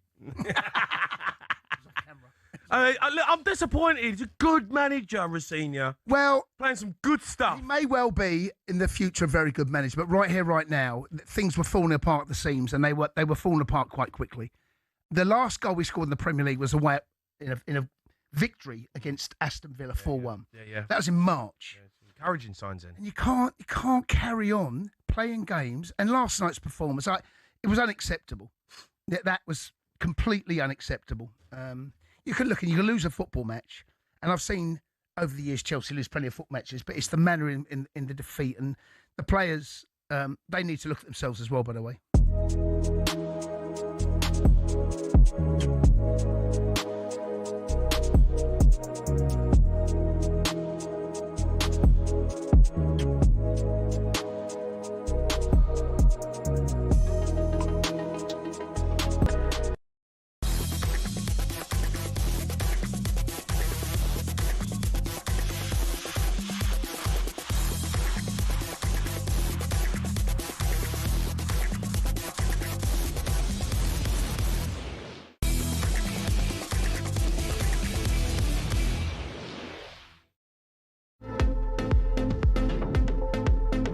You're tuning in to kick off this Thursday evening, and you're in the company of the former Arsenal women's striker Lianne Sanderson and me, Natalie Sawyer. We're talking sports psychology now because Spurs are looking for a psychologist despite the club struggling in the relegation zone this season. However, why so late is the question many are asking. Delighted to say we're joined by sports psychologist, friend of the show, Chris Larson, who's with us now. How you doing, Chris? Yeah, I'm really good. How are you? We're very well. Yeah, Lianne is alongside me. Great to have you with us. I was really intrigued by this story that I saw with Roberto De Zerbi saying they need someone to come in and change the mentality, change the mood at the club. Do you feel it's a bit strange to be drafting someone in so late on in a season? Yeah, I mean, you can't deny the fact that it's really late on, 5 games left. The one thing I would say is that there could be such a rapid impact that I do still think it's a good move. It's just, there's been a lack of stability there. There's been, it's been a really terrible season for Spurs. So it'll be interesting to see what impact anybody has who goes in there, because I guess it's a really tough gig, right? The thing is, Chris, as well, like, I was quite shocked to see they didn't have someone already in place, because I've seen this as like minimal standards now. Like when I was in England, we had a sports psychologist from when I was like 14. So I was quite shocked that they didn't have anyone in place. Yeah, I mean, that is really unusual. I mean, to think that they haven't actually got somebody already there. The only thing I can maybe think of is, with some of the changes that have happened in management and, backroom staff, that sometimes, these people are moved on, and it's crazy, but something fundamentally has been broken at Spurs for a large portion of this season, and it'll be interesting to see what happens, because Spurs going down wasn't on anyone's bingo card, right? No, that is true. I mean, in some ways, it's alarming that they're seeking someone out for this end to the season, because it does, as you rightly point out, suggest there is a lot of issues maybe behind the scenes at the club. Well, what can be done in a month, would you say, Chris? If you were going in there now, what can be done? What can change a mentality in such a short space of time? You'd be surprised, because some of the players that I've worked with and some of the clubs that I've worked with over recent years, you can make an impact in an hour. If you do the right stuff, you can have a serious impact. And I guess for a club like Spurs, what you've really got to try and target is some of their game changers, some of their match winners that they've got. You've really got to tap into them and, see what they can do, because they're the people that some of these players are going to be looking to, to try and get them out of this. It's like these game changes, and it can be done really quickly. I guess the management need to really back this, though. They really need to put a little bit of effort into this themselves and really buy into it, because they've got 5 games left, and I mean, listen, I cannot imagine Spurs being relegated from the Premier League. I just couldn't see that. They need to get you in it's there. A real possibility. They need to get you in there, Chris. Would you take the job? Maybe, yeah, maybe. They know where I am, right? But I mean, you really can have an impact really quickly, and it's the type of thing I love to do, because it's high pressure. So I like these real, burning platforms, and that's why I love working with people like boxers and stuff like that, because that's like really cutthroat. It's one time, it's 36 minutes or whatever it is, and I just think that they need to do something, and it needs to work quick. So with you and your expertise of what you're doing, like Nat said, like, you go into this dressing room, like, what would be the few things you'd be saying to them? Because there's not a pill you can take where it just gives you confidence and players just can handle pressure. Because I'm sure a lot of Spurs fans that are listening will be thinking, what game changers do we have? Do you know what I mean? Like, with reality to the players they do have. So in a short space of time, Chris, what are the types of things that you'd be doing? Do you know one of the biggest things that people underestimate is the psychological safety that's required in a football team? Because you've got a group of people, whether they're male or female, all together, probably all having their own individual battles. Don't want to turn around and say, look, I'm playing rubbish at the minute. I don't know what's going on. I need to be better. They'll all probably be sat there thinking, I need to be picked. I want to be picked. And everyone else is having these internal battles. And I think that one of the things that I like to do really, really rapidly within minutes is create a psychological safety where it's safe to speak up, and it's safe to have these conversations about giving each other feedback and saying what needs to be improved and what could be improved. And I think that I've seen that have unbelievable impact. Even in some changing rooms this season, in some dressing rooms this season, I've seen that. Yeah, we used to do that in England, to be fair. Like, we'd have and I think it's all about trust as well, Chris, because we'd have open and honest conversations with each other, and I think it really helped. It was quite emotional at times, to be honest, because it's not just all about football. Sometimes when you're at a tournament, you're carrying things with you. And like I said, you're right, Chris, it's like having those open and honest conversations. And speaking from experience, it really helped us when we were at England. Yeah.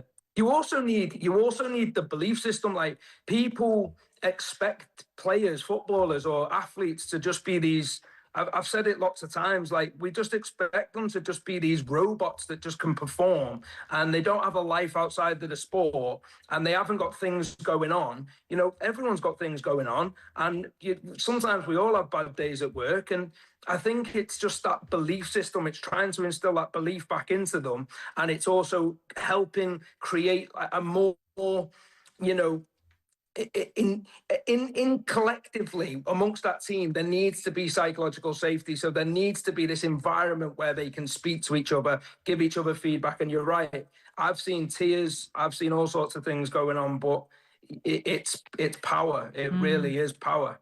But I imagine there's a fine line between taking responsibility and owning up and also a blame game, you know, pinning everything on one person, for example. Yeah. Well, the fans do a great job of that, right? So, you know, we always seem to have these targets where we think it's because of them. And, you know, I think it depends what you're looking at it. There's two lenses that I always think. You've got the performance lens, which is how well is someone performing on the field? And then you've got the culture lens, which is who's exhibiting the behaviours that are conducive to the culture that you want in the club. You know, who's turning up early to training, who's bigging everybody up and making sure that people feel like they can speak, and who's acting like that leader. And they might not be the ones that are performing the best on the pitch, but they are absolutely worth their weight in gold to unleash everybody else. So there is it's like I said to you, it's quite, although it's a team sport, it's quite lonely because everyone's in their own world, right, having their own internal battles.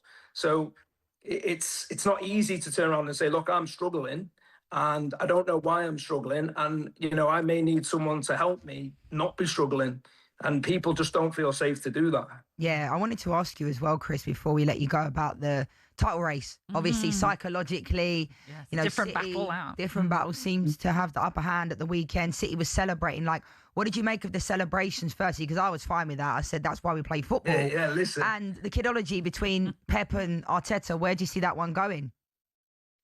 Do you know what? The celebrating one's a massive one for me. I actually think that's really clever. Like, I really do think that's clever. And I think it's clever for lots of reasons. But one of the main reasons it's clever is you imagine watching them celebrate like that, and you're looking at them thinking, you know what, they think they've won it. And Arsenal are probably sat there thinking, I think we've lost it. Because look at them, look at the momentum. And yeah, I think with Pep and Arteta, there's a lot of kidology, and I think Pep's the master at this. And I honestly think that if I had a gun to my head right now, I'd say that City are going to win it, and I think they'll come out on top again. Lianne said the same. And we've got to understand what's going on there, right? Because there's a consistent pattern with Arsenal, and I don't know why that is. Oh, well, listen, both ends of the table. It's going to be fascinating to see how it pans out. That is for sure. Chris, it's always lovely to have you on. Thank you. Nice one, Chris. Thank you so much. Take care. That's Chris Larson, their sports psychologist. You're tuning into talkSPORT at 10 o'clock. The Sports Bar's coming your way. Jamie O'Hara and Jason Cundy will be taking your calls. So why not book your place in with them now? Give us a call, 03717 223344. You're tuning in to kick off on talkSPORT with Ladbrokes. It's 18 and over, gambleaware.org. Coming up next, we're going to discuss whether you're worried about the future of football due to the amount of high-profile injuries.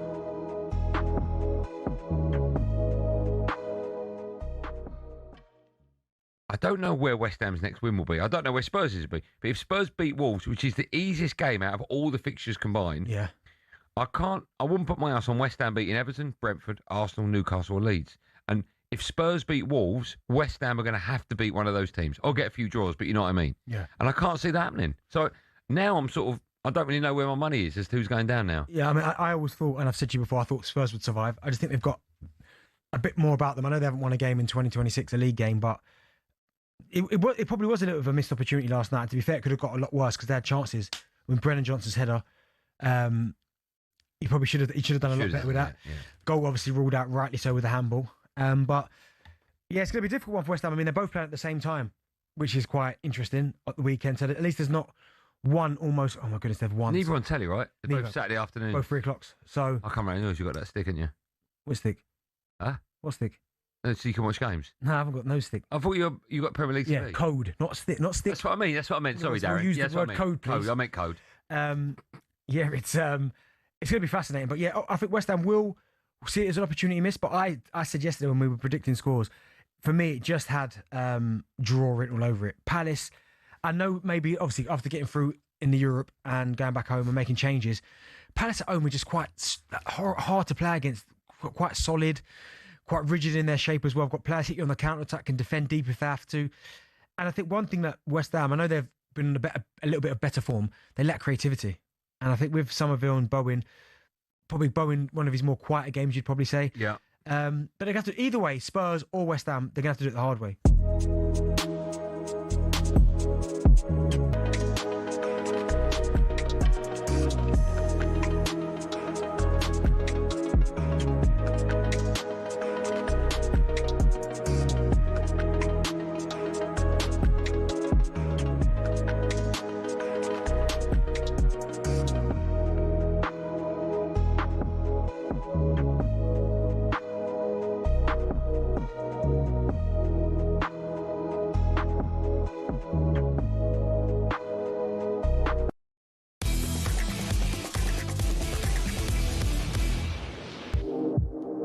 This is Kickoff on talkSPORT, and it's Leanne, Sanderson and Natalie Sawyer taking you through into the sports bar at 10 o'clock. There has been a big conversation and debate about the entertainment in football and the Premier League being boring, but is part of that maybe due to the quality being diminished over the last few years, because perhaps a fixture pileup and schedule. Lots of big names have suffered from key injuries in the last few years. Youngsters such as Esteval and Lamine Yamal could potentially miss the World Cup, both suffering big hamstring injuries at such a young age as well. And from an England perspective, Bukayo Saka has had 3 big injuries. He's made 88 consecutive appearances at one point, but is finding his career a little bit stuttered of late. Cole Palmer has ongoing issues. Phil Foden burnout has been questioned a lot about him recently, since really making a mark at 19. Jude Bellingham at 19 started 158 senior games. And at that point, Scholes and Beckham had not even started 10 games. So it kind of leads to the question of what is going on with football. Joining us here in the studio to add another voice to this, it's Luke, surely not second again, Henry. I didn't write that. Wow. I didn't write it, but I did a wrong burgundy and read it. That's very good. That is because he's an Arsenal fan, if you haven't quite got that. We'll maybe come to Arsenal a little bit later on, but I mean, it is a huge concern about what is going on. Listen, the Bukayo Saka thing on its own has long been discussed about potential burnout for him before he gets to 30. I mean, that has to be a huge concern. Yeah, I mean, I love football first and foremost, regardless of Arsenal. I love watching football. And I was thinking about this when I was watching the Ronaldinho documentary yesterday. Okay. If you haven't watched it, it's very, very good. Okay. You watch it. And actually, in the end of his Barcelona career, he suffered from injury, and that's why they had to make a decision to let him go, effectively. And I was just thinking, and then the news broke about Esteval, and he suffered a grade 4 hamstring injury, which is quite devastating considering how young he is, and it's his second hamstring injury. And I just thought, we've done this conversation about the entertainment in the Premier League and whether it's been so diluted. And recently we did a show here on talkSPORT. We did the cost of being a football fan, and I think it all comes into the same thing, because people want to go and be entertained. However, players are playing so much football that they have to conserve their energy in some games. And now I'm worried about the quality is now being replaced by athletes. You have to be fit. And we've been talking about owners and stuff. It's very difficult for an owner to go and spend 40, 50 million pounds on a player, put them on 100 grand a week contracts or whatever. And if that player has a breakdown or is injured, it's very hard with PSR and, you know, other financial restrictions to go out and to buy another player. So it's having the a same real quality as well. Exactly. Yeah. So it's having a real impact in the whole schedule of football and the whole value of it. And then you know we've got a World Cup, and the World Cup's meant to be a pinnacle, and our players are missing out for injury, and then they have to go again because the season carries on, and there doesn't seem to be anything to help the players. And I think it's a concern for everyone because we all love watching great games, we all love watching football players, but you know, it doesn't matter how much money they get paid a week. That doesn't make them, you know, averse from injury. They will always get injured, and it is a real big concern. I think it is also, I mean, we talk about in the women's game the ACL meniscus injury a lot because it's the number one injury, and it's like, I feel like it is becoming an epidemic in the men's game with injuries, especially with the young players, because we were talking before about the fact that I was like, are there more games now? I was thinking to myself, are there more games now? Well, there are. You know, there is. And then even going back to the World Cup in Qatar, you know, that was in December. People said, oh, I actually thought it was all right, to be fair. That's 4 years ago now. But like the FIFA Club World Cup in America, like I'm not going to have that as an excuse as to why Chelsea are underperforming in the way that they are. But there has to be some type of time where the players are going to get a break. And we're seeing, what is the answer though, Luke? Because there's these young players that are good enough. Lamine Yamal's good enough. You know, Esteval's good enough. You're not going to say, oh, we're going to hold them back. But there's clearly a problem. Yeah, it's a big problem. And also, when you talk about the World Cup, it's now, what have they done? They've tried to expand the World Cup. So now we've got 104 games. So it's difficult. I think the worst one was the Euros. I think when players came out at the back end of the Euros, I remember Ollie Watkins saying it and Declan Rice. I think Declan Rice was quite vocal and said, listen, I haven't been I'm not the same player as I once was because I'm still recovering from the Euros. And now I've gone straight back into a full season. But then it's a double-edged sword because, you know, from an Arsenal perspective, in Mikel Arteta, he will come out in a press conference, as he did with Saka, and say, if you want to be a world-class player and play at the top of the game, you have to be used to playing 60, 70 matches a season, which I get, but there needs to be some kind of break. There needs to be some kind of something in place. Or are we thinking that some players won't have a long career? Well, that's another thing. And then, you know, we talk about experience in football. And we talk about, oh, you know, they hit their prime at 26 and 27. Maybe the whole football picture has changed and these players now have a career from 20 to 23 and 24. You mean, you know, I mentioned about the Phil Foden thing there. You know, he was 19 when he's played and now he can't get a look in, and people are talking about, you know, his fitness. And the Jude Bellingham one is a crazy one, you know. And we're all saying, oh, they're not the same players. I mean, these guys are incredible players, but because they've had injuries and they're still playing at the elite game week in, week out, it's so difficult. Don't know how you change it. Don't know whether you have 10 substitutions. I don't know whether that makes a mockery of the game, having so many subs, because it'll have a massive disparity to clubs that can afford more than other teams. But yeah, it's a worry. And I sometimes do think, you know, when you look at ticket prices, when you look at, you know, players getting injured week in, week out, and injuries are a part of football, but they shouldn't be at the forefront of football. And it's difficult for managers. They can't pick their best players. They get the sack. You know, ownership, it's all under the same sort of umbrella, and it's quite a concern. I mean, are we a bit hypocritical though? And I can include myself in this because a player like Max Dowman, right? Yeah. He's ready to go. Like you can see it, right? But how do you put the reins on a player like that? Because I would have started him against City. Genuinely, right? But what do you do? Because then it's like you've got this incredible player in Max Dowman that's still so young. So how do you manage that situation? Yeah. And we've just literally had a sports psychologist on. And for me as a fan, it's not whether Max Dowman's good enough. It's like, should he be playing at that elite level so highly at 16 years old? Okay, yeah, you might be ready for it, but to play at Manchester City, that's a massive thing. But then you don't want to, you know, him to come on 16, 17, but then 18, 19 have a drop off. You know, he's already had an ankle injury. He's already been out for 8 weeks this season and he's 16, so he's still growing. So it's a very fine line between what we want football to become. We want it to be one of the best spectacles, a really entertaining sport, seeing the best play the best. But sometimes it's now just for the sake of, if we've got these players, we just have to use players are just almost trying to get through games as well because they're not at their maximum every Well, we hear it all the time. They're managing injuries all the time. Most players are. You know, most players will have a niggle that they have to just play through because the desperation stakes of winning something is so important. Of course it is. Or saving themselves from relegation, whatever it is. I mean, I think it's extraordinary to think that and you've touched on it already, we've gone from the Euros into a Premier League season. Of course, you can expand this to any league, but just say this particular situation. So you've gone from the Euros into the Premier League. Then you will have had the Club World Cup. Okay, not every team was involved in that. Chelsea, I'm sure, are delighted by the fact that they're the Club World Cup champions. They won extraordinary sums of money because it's become such a big thing as well. Going into another season straight away, I think Cole Palmer has spoken recently, or certainly, I think it was after the Euros, and he had such a slow start because of the Euros.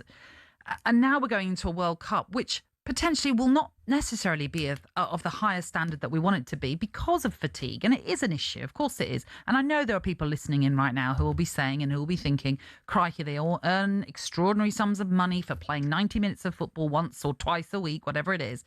But it is an issue because it's not only just 90 minutes of football. It's high intensity at times of 90 minutes of football. Yeah, and also when we have these conversations, you have to also look about the EFL, because the 46-game season is so tough, and it's Saturday, Tuesday, and obviously some of these clubs don't have the resources that they do in the Premier League. So if they have 3 or 4 or 5 injuries, then it's a struggle for them, and then they have to go into the market, and they might not be able to afford players. So it needs to be looked from the overall football, not just from the real top end. It's just But the problem is the people that, in a way, you think could make those decisions, i.e. FIFA, are the ones saying, oh, no, let's expand these competitions. We need more and they're not in touch with reality. No. They're not. Because all they're thinking about is the money that it makes, all of these tournaments. And sometimes money isn't really anything when you want to see a product, and you want that product to be getting for the very best. You don't want to have, we're asking ourselves the question, who's the Premier League Player of the Year? But we don't want to be doing in 2-3 years' time saying, who's the best player in the world? And we're like, well, we don't really know because he's only played half a season, or they've only played 6 weeks. And yeah, they're great when they're fit, but we don't see it. So it's a difficult one. But it's really interesting. And certainly I'm sure, the PFA and everyone are doing what they can to look into this to ensure that we are still going to get the same product years down the line. But that's my concern, though, for a player like Declan Rice, because we obviously want him to be firing on all cylinders for the World Cup. But I'm like, how can this guy continue to go this way? You know what I mean? Like the limits that he pushes himself to. Last week he said he was in bed for a couple of days. Yes, he was ill, but then he played in the game. Like, that has a knock-on effect. You know what I mean? There's been a couple of times this season that players will play for injuries. There's some that won't. Yeah. I play with players that they get a cold and they're off. Do you know what I mean? But there's some players but there's only so much you can push. And if we go into the World Cup and we've got players like Declan Rice maximising himself in that way, Jude Bellingham's had a number of injuries this year, one of our best players. How many England players right now look like they're performing to the levels we know? If you actually think about it, like Harry Kane. But other than that, I'm looking at our England he's being team. managed. I'm looking at our England team and I'm thinking, who is actually performing lights out? Do you know what I mean? We spoke about Morgan, he was right, but he's up in the air. Absolutely. But I'm like, oh, and you spoke about it before about the Euros. Like, a lot of the players came back and they didn't play. They couldn't play for ages, could they? Let's have a break. But it's just natural. But yeah, it is. It's a concern for me, especially when you say you love football so much, you just want to see the best players. And also from a player's perspective, it's very us for say as fans, they shouldn't be playing that game or they don't. Players want to play every single game. Imagine telling a player you're not going to play every single game. It must be tough for them, and they must want to play week in, week out, 100%. But they obviously got to listen to their bodies. It also doesn't help when you have the anomaly that is Cristiano Ronaldo, for example, who's going into his 6th World Cup. It is an absolute machine. And he will do everything he can to be as fit as he possibly can for this World Cup, for example. Just quickly, Arsenal. Yeah, they'll be fine. Oh, I know. Right. He's confident. He's confident. He's like Adrian. That's because of last night, isn't it? The 1-0. Yeah, do you know what it... The 1-0 win for City is inspiring. It is, but it's also the fact that I just hope they do. I still think they're really, really good. And listen, if the first Premier League title in 22 years is never going to be easy, apparently that's what they say. So we find ourselves in a complete shootout, 5 games to go. It's literally as tight as it can possibly be. I do think both teams will win all their games. So that's why I do think. That's why I think yesterday was a little bit of hope restored. But we have to score goals. So change the mindset, front foot football. How are your fingernails? Are they long enough to... Yeah. It's going to be horrible. I just don't want to lose it on the final day. That, and then if we do get to a Champions League final and lose that, I just think that would be a brutal. That will be. But like Adrian said, he gave some hope, didn't he? Adrian Clark when he came on, because he said could be sitting here Premier League winners and Champions League. I mean, that's quite delusional, but you know what I mean. Well, you know what I mean. Like, hope has now been extinguished. No, but in a normal world, you'd like to think that could happen, and it can still happen. Well, look, but it doesn't look like it, does it? Listen, the way you're playing. Well, the Premier League and the Champions League, you can split them, because in the Champions League we've been very good. We haven't lost a game, only conceded 5 goals, and we've got a really good blueprint for that. In the Premier League, recently 1 win in 6 in April was not great in all competitions. That's not great. But if they could take anything away from Sunday, it was Arteta's found that blueprint. Havertz, Eze, Odegaard, hopefully get Saka back, maybe Calafiori back. That is an attacking lineup. Go and play football. Does that mean that Gyökeres has not worked? If you're going for Havertz? When I thought people were saying, including myself, the missing link was the number 9. It was, and we're not going to pretend that wasn't what we brought a striker in for. But I just think the adaptation period to way how Arteta wants to play and what your striker wants to do, I just think it's too big. Even in the Champions League, I thought it was better. But then I watched him against his former club Sporting. When Arteta's taking you off with the scores 0-0 and you haven't done anything and you're not moving, that's why Havertz's performance, I thought he was our best player. And I know he should take the chances, and I know that, but we don't play like that type of performance without him on the pitch, because it's everything else he gave us. The way to press, the way to hold the ball up, the way to bring everyone in. That's why it was a very, very good performance, and it was very frustrating because he didn't take those chances. If Havertz could finish half the chances that he got, he'd be an unbelievable number 9. But that's why we saw Gyökeres instead. Well, he still is your top goal scorer. And that's the thing. You know what I mean? That's a weird one. I'm not really having him either, but you can't argue that, if I'm Gyökeres and I'm the top goal scorer and I'm on the bench and come on for 7 minutes in arguably the biggest game of the season, you'd be thinking, what? He didn't touch the ball. I know. Well, you're still optimistic. Yeah, well, they'll win the league. Yeah. There you go. There you go. You've heard it here first from the Arsenal fan that is cool hand Luke Henry. Thank you very much. No worries. For popping Pleasure. in. Up next, we'll look ahead to the weekend's action in the Premier League as well as the FA Cup semi-finals. You're tuning in to kick off on talkSPORT with Ladbrokes. It's 18 and over. BeGambleAware.org.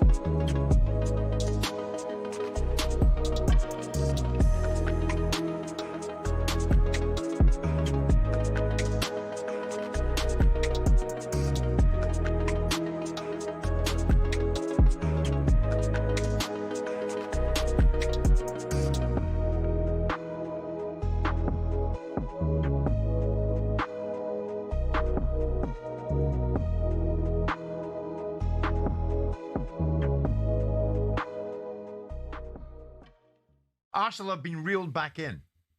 They are the title in the hand for months and months, and 3 weeks ago they had 10 points. It's not losing against City, as we said. You know, it's not losing against City that annoy me the most, because there is no shame of losing against City. But it's the game before that, Bournemouth. You know, when you lose the 3 points at home, the way they played. I watched the game. I was so. I'm not going to say the word on the radio because, but you understand what I mean. It was flat, wasn't it? It was flat. Yes. No desire. I think they had no idea what's going on the pitch, and I think they didn't understand exactly what it takes, you know, to win the Premier League, especially when you have to fight against City. This team is amazing. You know, they're acting like as a champion every single season. So did you say that you don't think some of these players know what it takes to win the Premier League? What's involved in winning it? How you win it? Have you seen the game against Bournemouth? Yeah, I watched it. Yeah. Honestly, there was no urgency. It was strange. I mean, no energy, no creativity, no desire. I mean, guys, you're fighting for the title. You know that if you win that game, it doesn't matter if you lose against City and the game is in the hand as well. You still have 3 points. Come on, guys.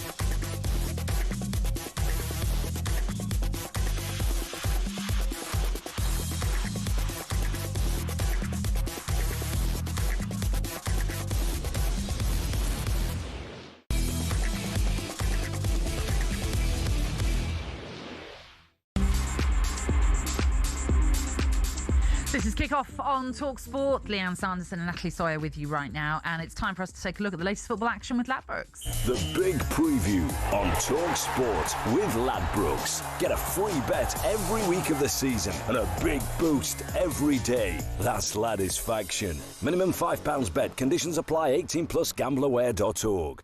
Yeah, we've got a big weekend of FA Cup semi-final action coming your way across the talkSPORT network. And the first of those semi-finals sees Manchester City taking on Southampton on Saturday at Wembley. It's a 5:15 kickoff. And when you consider Manchester City, they've won the League Cup already.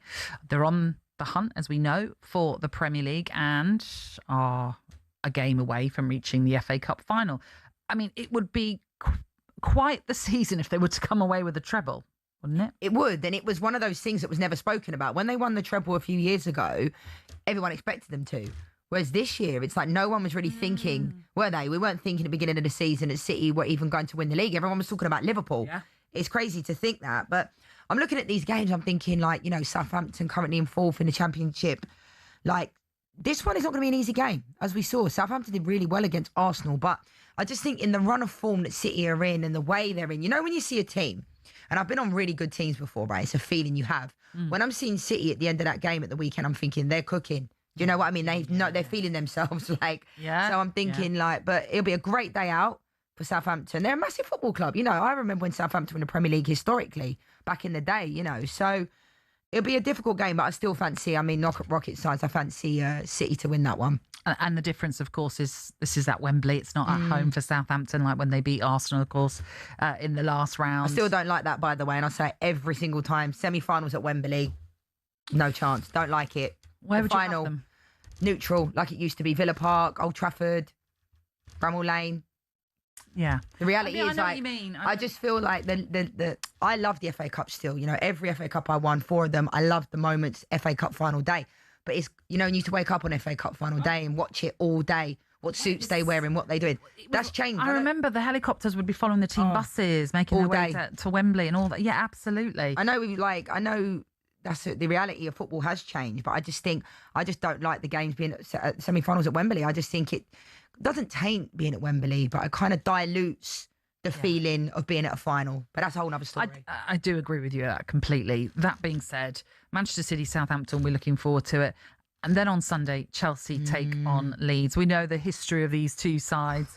And look, what's happening this week with Chelsea and Liam Rosenior. Callum McFarlane will be taking charge of this one. Leeds have picked up some brilliant results of late.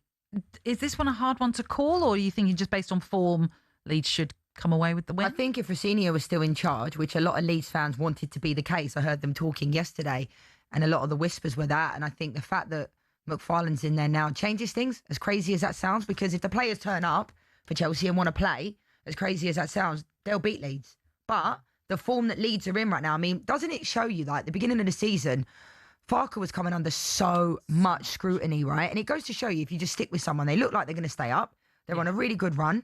And the fans are kind of back on side, because there was a lot of talk about him, you know, letting him go and all that. So I think if Chelsea perform to the levels that we know they can, and they show up, they will win. But I think the form that Leeds are in, it's so interesting because you put Leeds, they're 15th in the table as things stand, 40 points. So they've got to the magic 40 points that everyone says you got to get to 40 points, and that should be enough to keep yourselves up. They're only 8 points off 8th place Chelsea. It's so tight. It's middle end of the table. If I was a betting woman, right, I'd actually put a punt on Leeds, to be fair. I don't think it's way out of left field. I think a lot of people think Leeds can get the job done. Leeds fans do. But I just think now that Liam Rosenior's gone, that kind of toxicity, maybe the Chelsea fans, some of them were saying they weren't even going to go, some of the Chelsea fans, to Wembley because of the feeling of around the club. That's not going to change. But as we saw, when Callum McFarlane took over in that one game, the players seemed to have a bit more unity. They weren't throwing the toys out the pram talking about Maresca then, were they? You know, they kind of showed up for him. There was moments where Reece James kind of put his arm around McFarlane, took him to the fans. So there's no better game. No better game in a way. There's no pressure on McFarlane either. No. Reality, like, there ain't. So it's a win-win for him. Yeah, absolutely. But as you say, it's the win-win as well for Chelsea in that you get into a final, potentially. And then there's silverware on the card. So go on, predict our FA Cup final lineup. Final. Yeah, who's going to win it? As in, who's going to win the semi-finals? I fancy Leeds. Oh, yeah, I'm going. So you're going City Leeds. Yeah. Oh, Leeds fans, I love it. I know, I'm fancying that. Down to the capital. And then I'm going to choose a winner. No, you don't have to. All right, I won't be so mean. But I think just that in itself is interesting to see who will play in that final. Listen, all the clubs, I mean, Southampton still have promotion hopes on the cards as well. They've had such an incredible second half to this season. Tonda Eka has really turned things around, and they are just enjoying life right now, aren't they? I mean, what an incredible story they have been. And if they turn promotion as well, being FA Cup semi-finalists, it's terrific. Absolutely. Both those games will be live to the talkSPORT network. You'll be able to tune into Manchester City then against Southampton on Saturday. That's a 5:15 kickoff. The first semi-final, which will be in the company of Jim Proudfoot, Alan Pardew and Adrian Durham too. And then Adrian Durham will be alongside Sam Matterface and Stuart Pearce for the second semi-final, which sees Chelsea take on Leeds. That was all thanks to Ladbrokes. It's 18 and over, gambleaware.org. The big preview on talkSPORT with Ladbrokes. Ever dreamt of playing at Anfield? Place a £5 bet builder at selected odds on the Ladbrokes app and you just might. 25 plus, terms and conditions apply. Gambleaware.org. Okay, that is it for Kickoff, Lianne. Thank you. Thanks, as Natalie. always, I shall see you very soon, no doubt. But on the way next, you've got the Sports Bar. So get your calls in already to Jamie O'Hara and Jason Cundy. They'll be waiting.